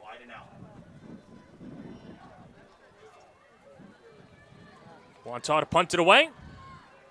Martini with a short punt. Jalen Walker backs off, takes a Lynbrook bounce, and is downed at the 30-yard line. Well, if you're the Lynbrook coaching staff and Coach Yeager, you're pretty excited right now, right? Came out of half. You got to stop.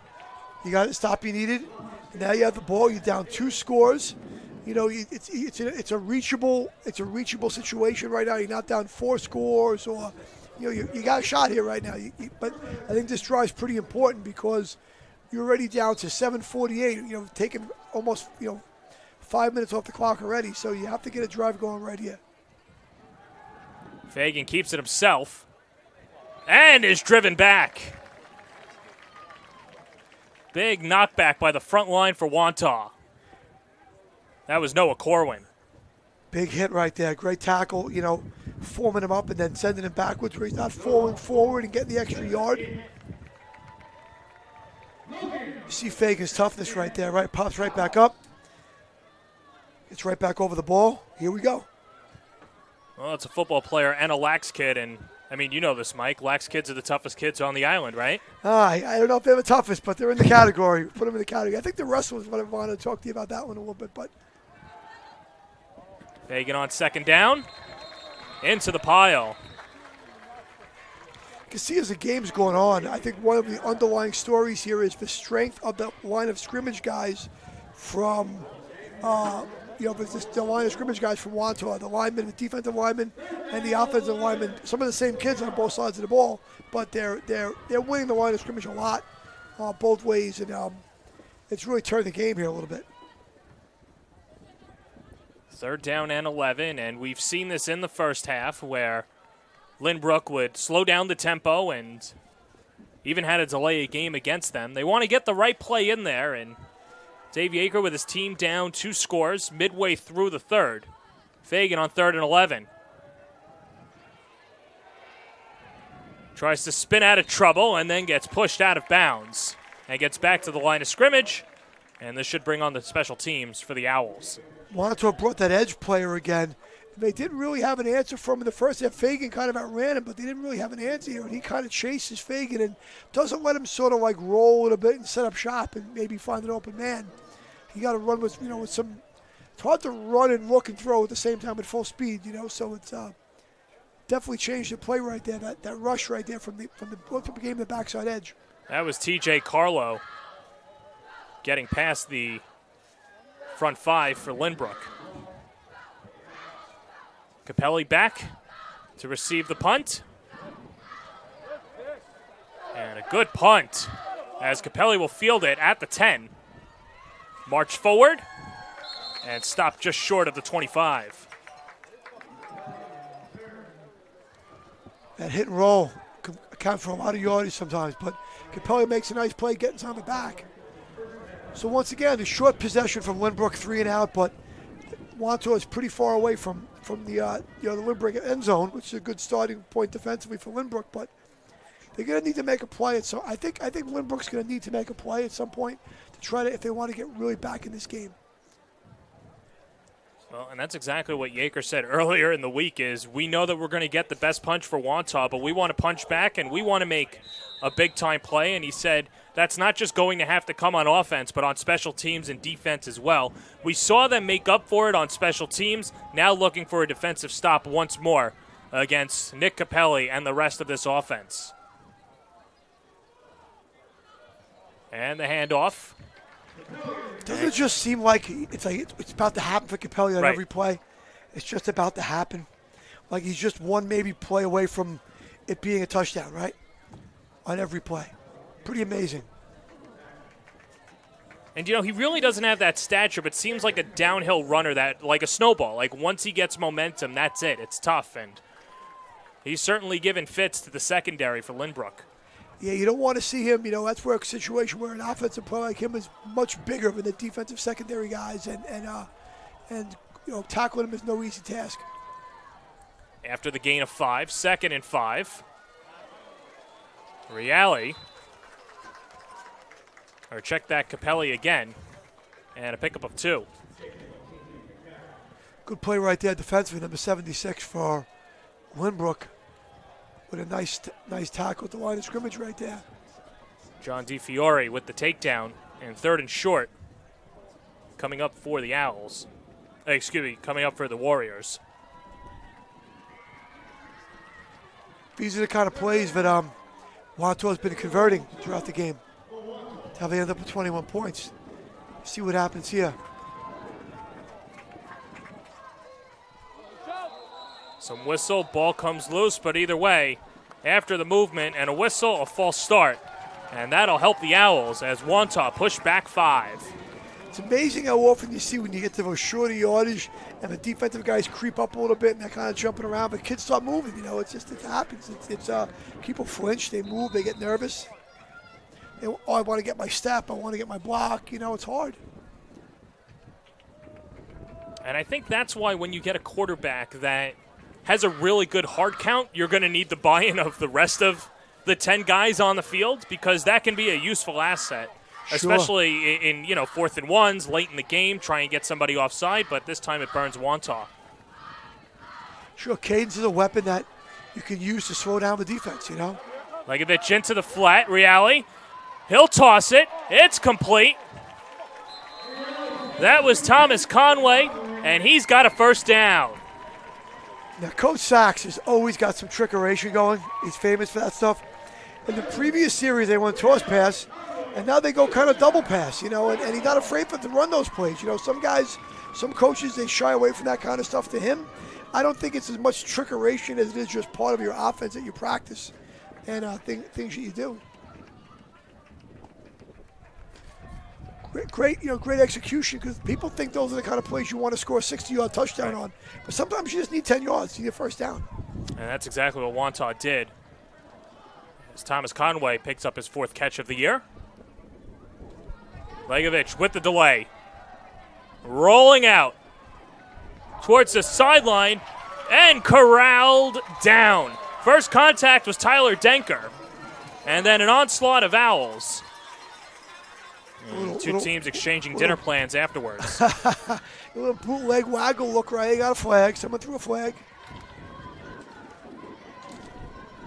They're using those pink flags now. That those breast cancer type thing, right? Flags. They have the pink in October, right?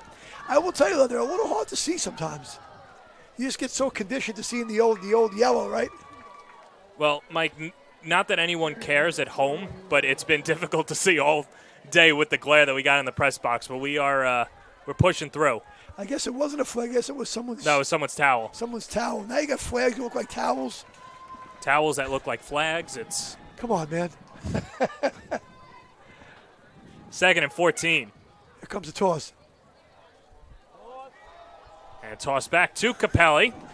And Tyler Denker once again stands tall and is assisted by Ramon Calderon on the takedown. Ryan Shapiro in there as well. They've been successful earlier in the game, tossing it to the tight end side and just trying to get an extra hat and get that edge sealed up. And then that's like one of those short toss plays where the back isn't getting really wide. It's kind of a shorter one where he kind of tries to get north and south a little quicker, make a quicker decision out of it. It's not really one of those run to the sideline type of plays. He runs it really well, but well defended there by Lynbrook.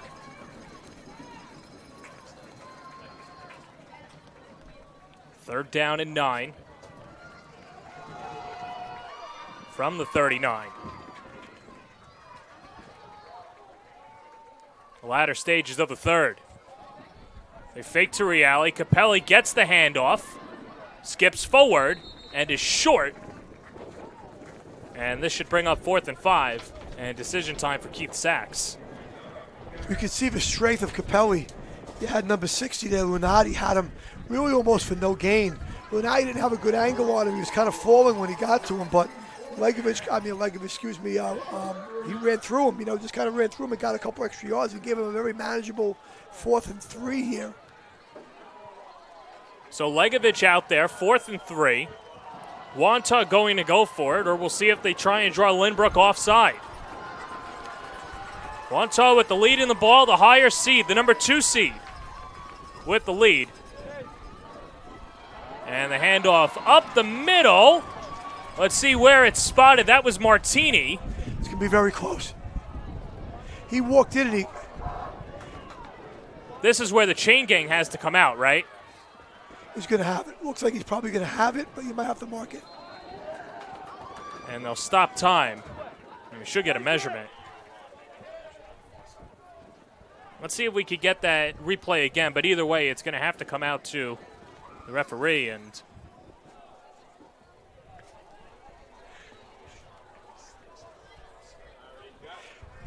Coach Sachs putting a lot of trust in that offensive line, right? Saying, guys, here we go. It's 4th and 3. We're going to go for it right now. You're going to get it for us. And if they got it, they got just enough. But, the linemen love that. Head coach says, you got our back, coach. We got you. We're going to get it done, and we're going to get what we need. And those are building type of things where you build trust in the linemen and you get the job done. They build trust in the coach and vice versa. Here we go. Is it enough? Half a football. It is. By a nose.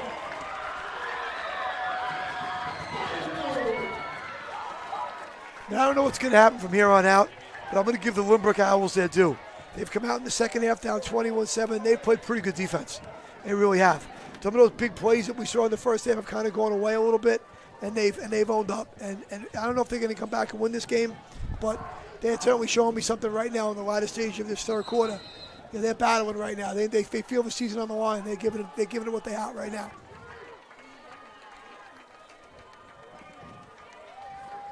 So fresh set it down for Wantagh. Starting off at the 48.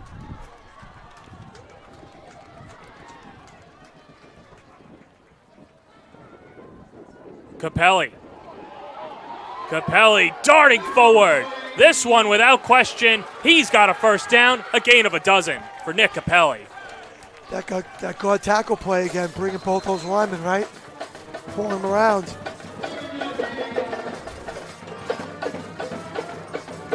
When you look at the replays, Mike, and I think one thing that has been really interesting with Legovich, the quarterback for Wantagh, is that it always seems, and this is probably by design, that he takes everything down for a delay, and he doesn't exactly give the handoff right away, and because he's doing that, it kind of catches the defense between a rock and a hard place. So we'll get a flag here, so that'll push everybody back, but I wonder if it's planned hesitation for Legovich on some of these option plays, and that might help out the offense, particularly the running game. I think sometimes you have the timing of trying to get if you're pulling two linemen, you got to get those two linemen around in the right spots, before you can hand the ball off. But quarter's going to run out here, and we got 12 minutes to go. 12 minutes to go. The winner will move on to the Nassau Conference 3 semis. Keep it locked to the Varsity Media Sports Network.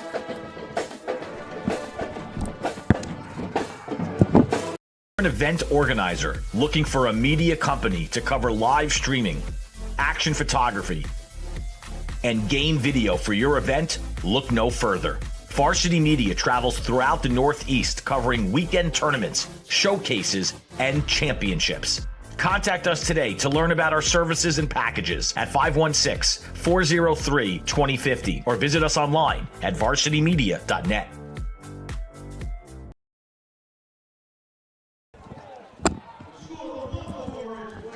Fourth quarter here at Wantagh High School with the Warriors leading Lynbrook 21-7. And with that, let's get to know Franco Valentino. Favorite movie, Fight Club. Favorite song, Headlines by Drake. And favorite athlete, Mike Tyson. And if you could have one meal for the rest of his life, what would it be? Well, of course, Buffalo Chicken Club. And a hero from the deli in Merrick. I thought you weren't supposed to talk about Fight Club. Wasn't that the rule? I'm not a huge Drake. I don't really know Drake well. I know he's very popular, but Fight Club's pretty good. And the chicken hero, we'll go with that as well. You can't not have Buff Chick. As Wantagh will set up shop from the 40, Legovich keeps it himself, bounces forward, and I'll have it up for a first down. The gain of 11 for Joey Legovich. Motion to back out there, Capelli, and he puts his hands up like, throw it to me, and they run a draw out of it with Legovich. Really the first time we've seen Legovich carrying the ball today, right? If I'm not to be mistaken, but little, throw off the scouting report a little bit, right? Something different. The only thing we haven't seen from Legovich has just been a consistent passing game, and he hasn't had to pass because of the success that we've seen out of the backfield for Wantagh.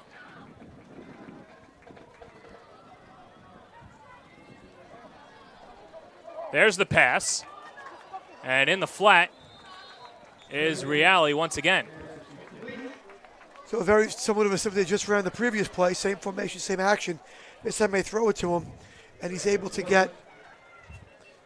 And they've been on the same page, excuse me. Have a flag again, though. We checked that. That was Capelli, but get the flag once more.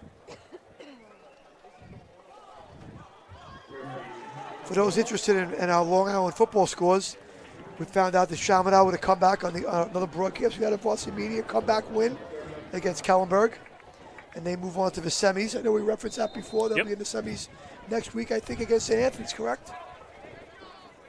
Should be Friday night in Huntington.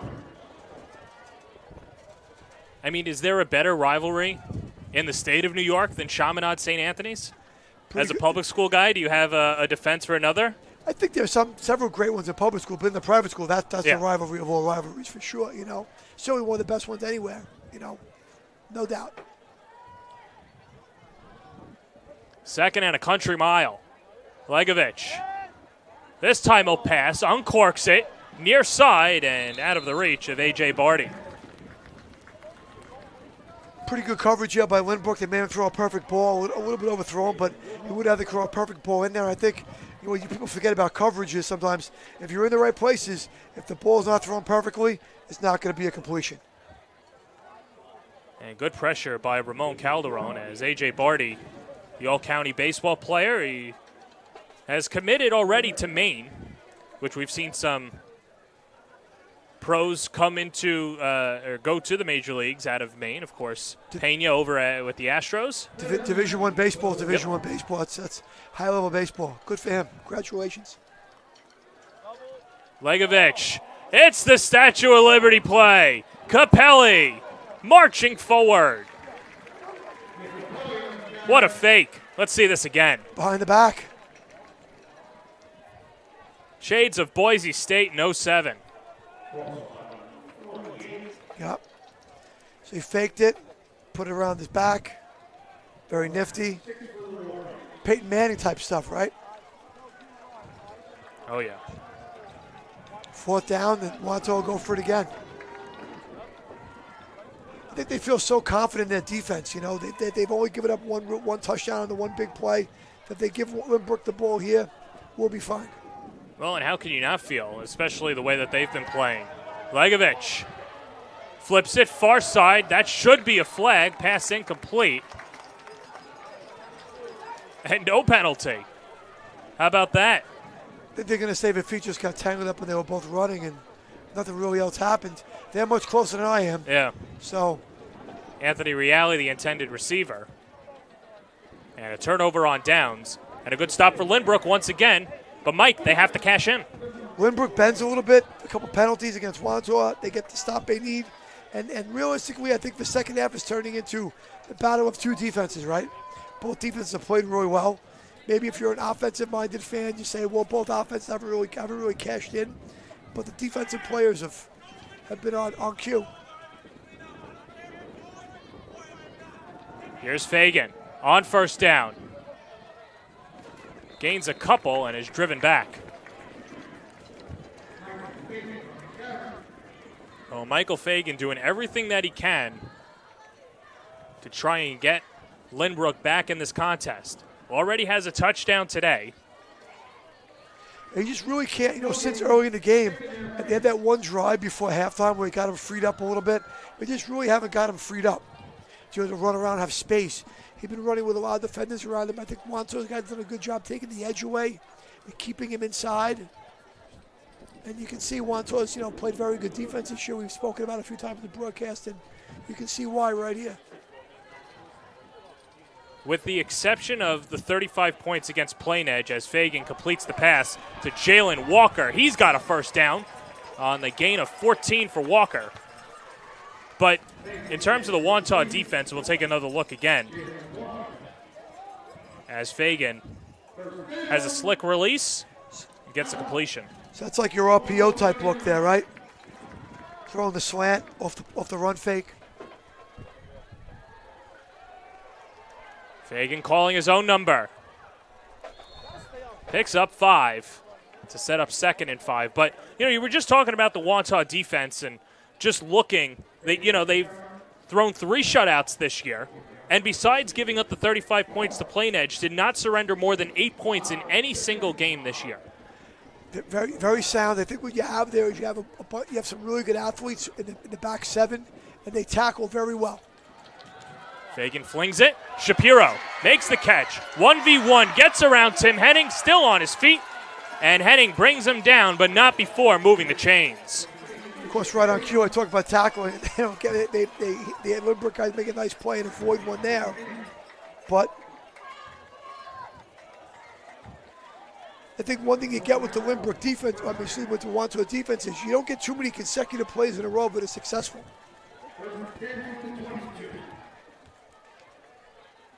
From the 22 on 1st down, here's Fagan. And Capelli brings him down. Back to the line of scrimmage. Capelli, solid two-way guy right there, right? Getting it done, run the ball and playing defense. And I think I would like to have seen Fagan just get a little bit more just north-south there. Trying to bounce a little bit. I think he's been pretty successful this year finding those bounce plays. But what makes the Wantagh defense very good is you're not really getting that against them too often. Shapiro out wide. Hagan over the middle. It's complete. Daniel Abrams. Fagan's got great patience. Waits for his receiver to come open. Guys like him, they slow the rush down a little bit. They slow the rush down a little bit because sometimes when you rush, he runs. So now all of a sudden you don't rush because you're like, am I not rushing because he's going to run and I'm going to play the draw, or am I just rushing because he's going to throw? And slows the rush down a little bit. Gain of 6. Up the middle. On the carry by Chris Benson. Solid inside push right there, but a Wantagh line. But that inside push there of a center, Michael O'Hagan and Tommy Byrne and Caputo inside right there. Got the 1st down. Well, Mike, of course you don't want to rush anything for Lynbrook, but, clock continues to run. This is the Wantagh team that has shown its effectiveness running the ball. They have to score quickly here. On the carry, it's Walker. And Jalen Walker with a gain of 4. Yeah, I think you have you have your 4-minute offensive things where kind of maybe you're behind and you have to go just a little bit quicker. And then you have your 4-minute offense where in your head you have to go just a little bit slower. I think we've seen the Lynbrook guys try to go a little slower today, just trying to shorten the game a little bit. And now they have to probably go just a little bit quicker here. And Ramon Calderon comes off.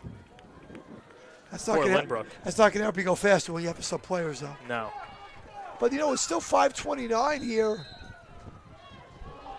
and running in the game, so it's a lot of time left here, and you have timeouts. From the 9-yard line, Fagan darting forward into the teeth of the front line for Wantagh. They say they have the ball. I think Fagan was down, though. I didn't see it come out, but I think they're going to call him down. Well, let's see it again. And, of course, these refs don't have access to replay. His forward momentum was kind of stopped. You have a flag out. Let me guess, a hold. Yellow flag. Maybe it's a sideline warning. Yeah. I think the Wantagh sideline was wondering if that ball came out and was a little demonstrative about it, as we tend to get as coaches in heat of the moment, right? A turnover would effectively probably end the game. More than likely, don't want to just, end the game yet, but more than likely end the game for Wantagh to win the game. Fagan on the play action, throws it into the flat. Shapiro driven out. Big time play on the other side. Who else? Jake Martini stepping up again. I think number 6 had a pretty good block when the play started. Danny Abrams had a great block on the touchdown run early in the game. And he had a great block. I think he needed the receiver to cut off of it a little bit more. And, of course, there's a great tackle. There's that tackling by Wantagh again. Lynbrook will take a timeout. We'll step aside as well. 4:20 to go in the 4th. Lynbrook needs a score on the Varsity Media Sports Network. Varsity Media covers every sport at every level from every angle. Game film, recruiting videos, highlight videos, sportscasts. That's complete. First down and more. Touchdown, Oceanside. Photography, live streaming. You name it, we offer it.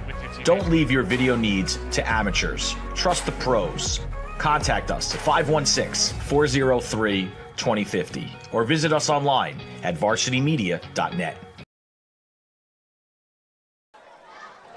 Back here, Lynbrook trying to get into the end zone, and they still got their work cut out for them, as the winner of this game will play the winner of Floral Park Bethpage. Game going on right now. 4th down and 6 from the 8-yard line. Fagan rolling out. The pump fake. End zone, batted away. Nick Capelli with the bat down. And the Warriors stand strong once again in the red zone. He had a receiver in the back of the end zone. I think he was trying to get it to him in the back of the end zone.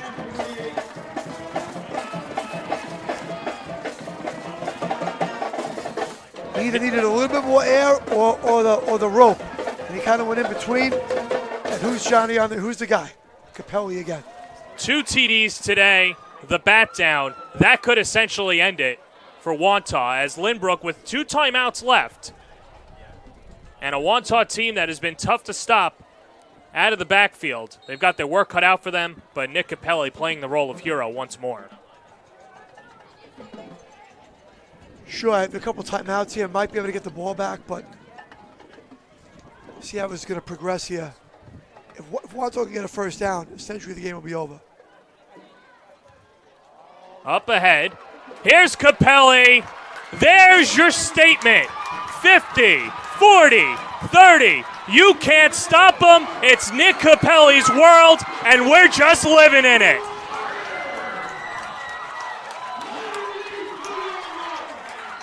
Wantagh will move on after the huge run and dagger from Nick Capelli.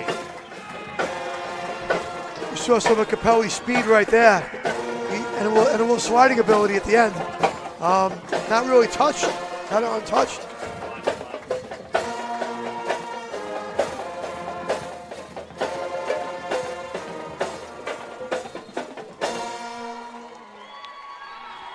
You think they're ready for the semis?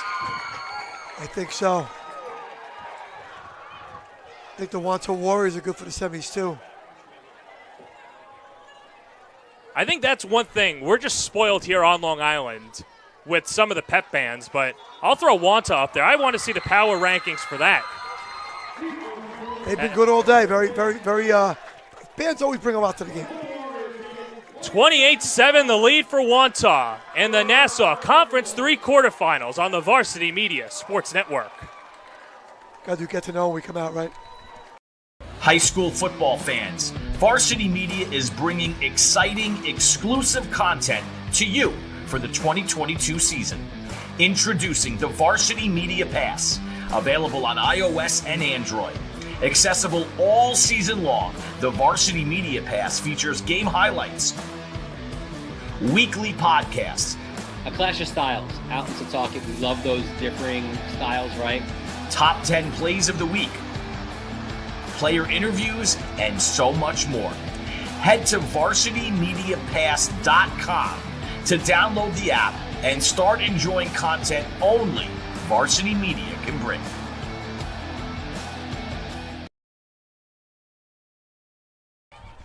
Wantagh with a 28-7 lead over Lynbrook.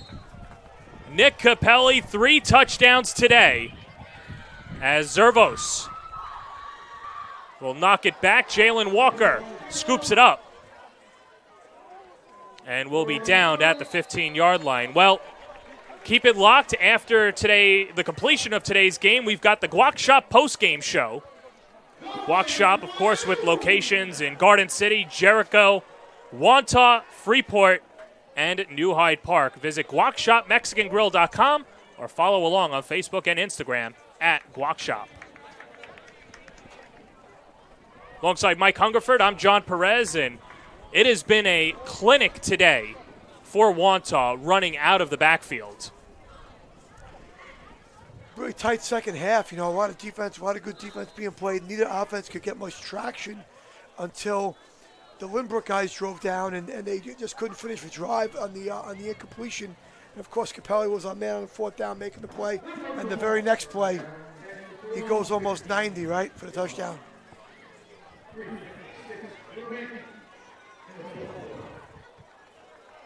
So under 4 in the 4th. Lynbrook's got to go. Michael Fagan on 1st down, picks up 7. Fagan's been tremendous. Really, carried Lynbrook the entire year. Was really tremendous today. So for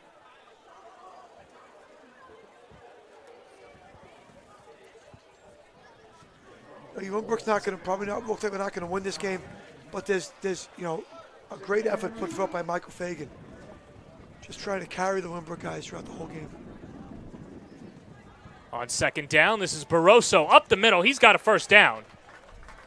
As Lynbrook not leaving yet. The 1st down, the clock will briefly stop and set the change and restart again. Well, and before the next play, there you see Tommy Byrne, and what a year it's been for him, the senior. Not many know, suffered a seizure before Week 3 matchup against Cary and was rushed to the hospital, but was given the okay to play the following Monday. But Coach Dave Yeager said that it was that moment where he really saw the camaraderie on this team, because after he was rushed to the hospital and discharged, every single member of the team flooded the Byrne household. He got the A-OK to practice, and then since then, Lynbrook has won 3 out of 4. And it might not be the end of the year that Lynbrook wants, but certainly an inspirational story for Tommy Byrne this year. The senior, 6'3", 225 pounds. Ball of steel, says his head coach, Dave Yeager. Well, the way the season goes, you know, it really ends up in it. 4 teams are really happy in the end in Nassau County. And then there's the Long Island, and 4 teams are really happy there. And I don't think you can only base the season purely on the last game and wins and losses. I think for the Lynbrook guys, winning 3 games in a row, having Michael Fagan having a tremendous year, and being here today and battling is great for their program. They lost the game, but they didn't get beat in terms of like they didn't have all these mistakes, and they weren't, you know, fumbling balls and throwing all these deceptions, and they battled. They forced the Wantagh guys to give them a great game. Here's Shapiro on 3rd down. This will bring up 4th down. But you could say, you know, if Lynbrook, the way Lynbrook played, especially defensively in the second half, if Wantagh didn't play so well, the score could be a little different, right? I mean, the Wantagh guys played more than well enough to win the game, but they were challenged by the Lynbrook guys really well here today. One last gasp for Lynbrook. See if Yaker takes the timeout. His team's starting to walk towards the sideline. At least looks like they were expecting to do that. I'm not sure if they're just going to let the time wind down and get the seniors out of the game. Or there's a timeout. I think he'll take a timeout, run one more play, try to get his seniors one more play. So with that said, we'll take a timeout, and I'm going to pass it over to you, Mr. Hungerford, as we get ready for the Guac Shop postgame show.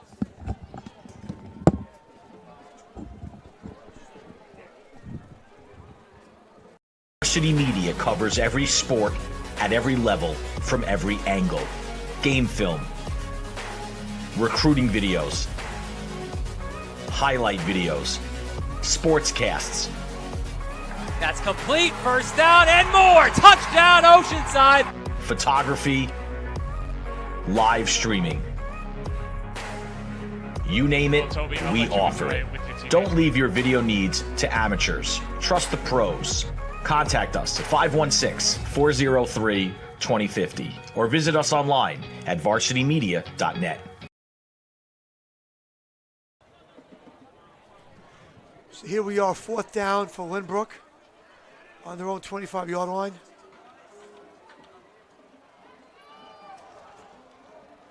Little slant play off the RPO, and looks like he's just getting that first down. Ball might have been deflected at the line. Great catch by Shapiro. And just getting enough for that first down to let Lynbrook play a little bit more here.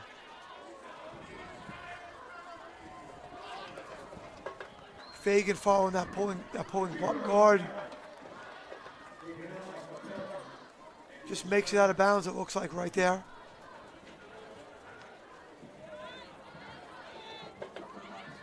We get to the end of the game here, under 44 seconds to go. We have a clock stoppage on the out of bounds by Fagan.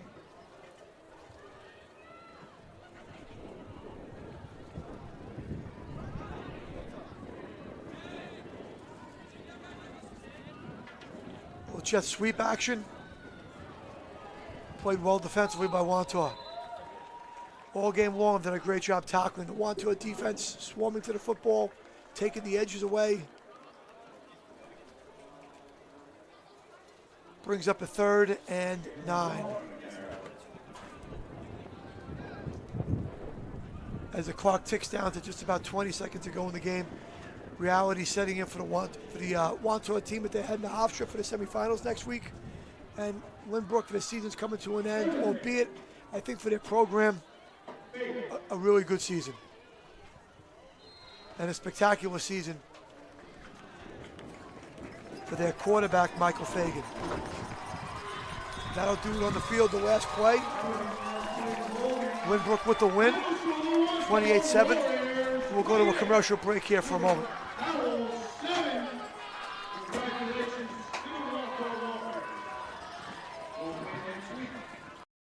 You're watching the Varsity Media Sports Network, the home for New York high school sports. All right, everybody. Here at Guac Shop, catering is certainly our specialty. Our catering menu is comprised of various all-inclusive packages, ranging from 10 guests all the way up to 1,000. Our motto here at Guac Shop with catering, you handle the guest list, we'll handle the food. See you guys soon.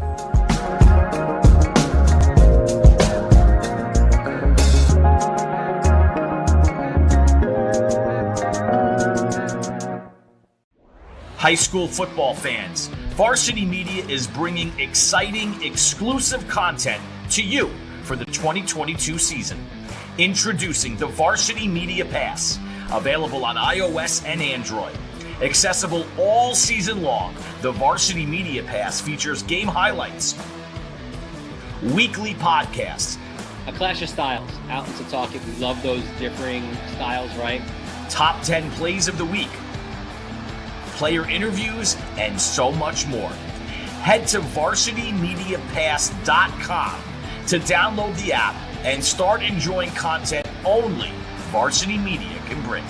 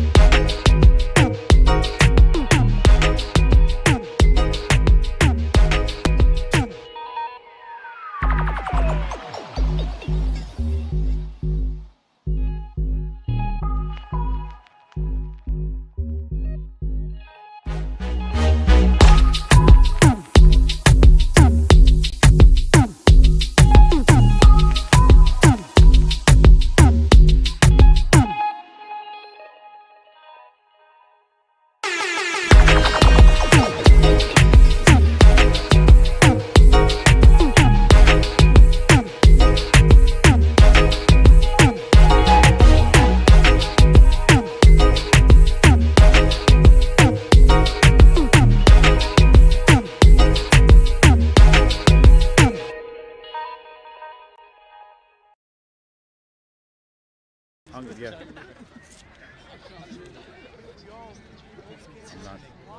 Nick. I'll kill you.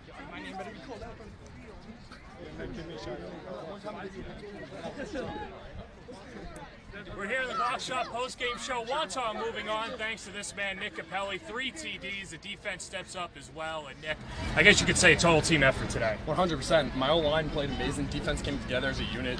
Coaches had an amazing coaching game. We had good play calling. Great win by the entire team. When you had that long run to put the exclamation point on it, what are you thinking? My fullback had a great block to open the hole. Made one move and I was gone. And as I was running, I was just thinking, we're on to the next.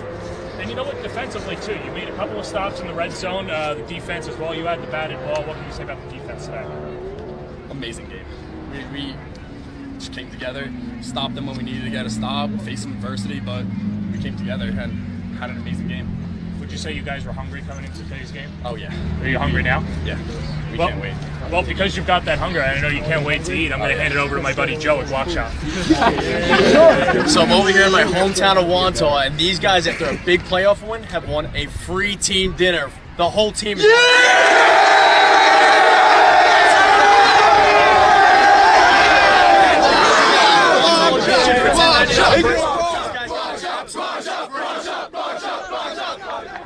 Kids love the Guac Shop. We'll send it back upstairs.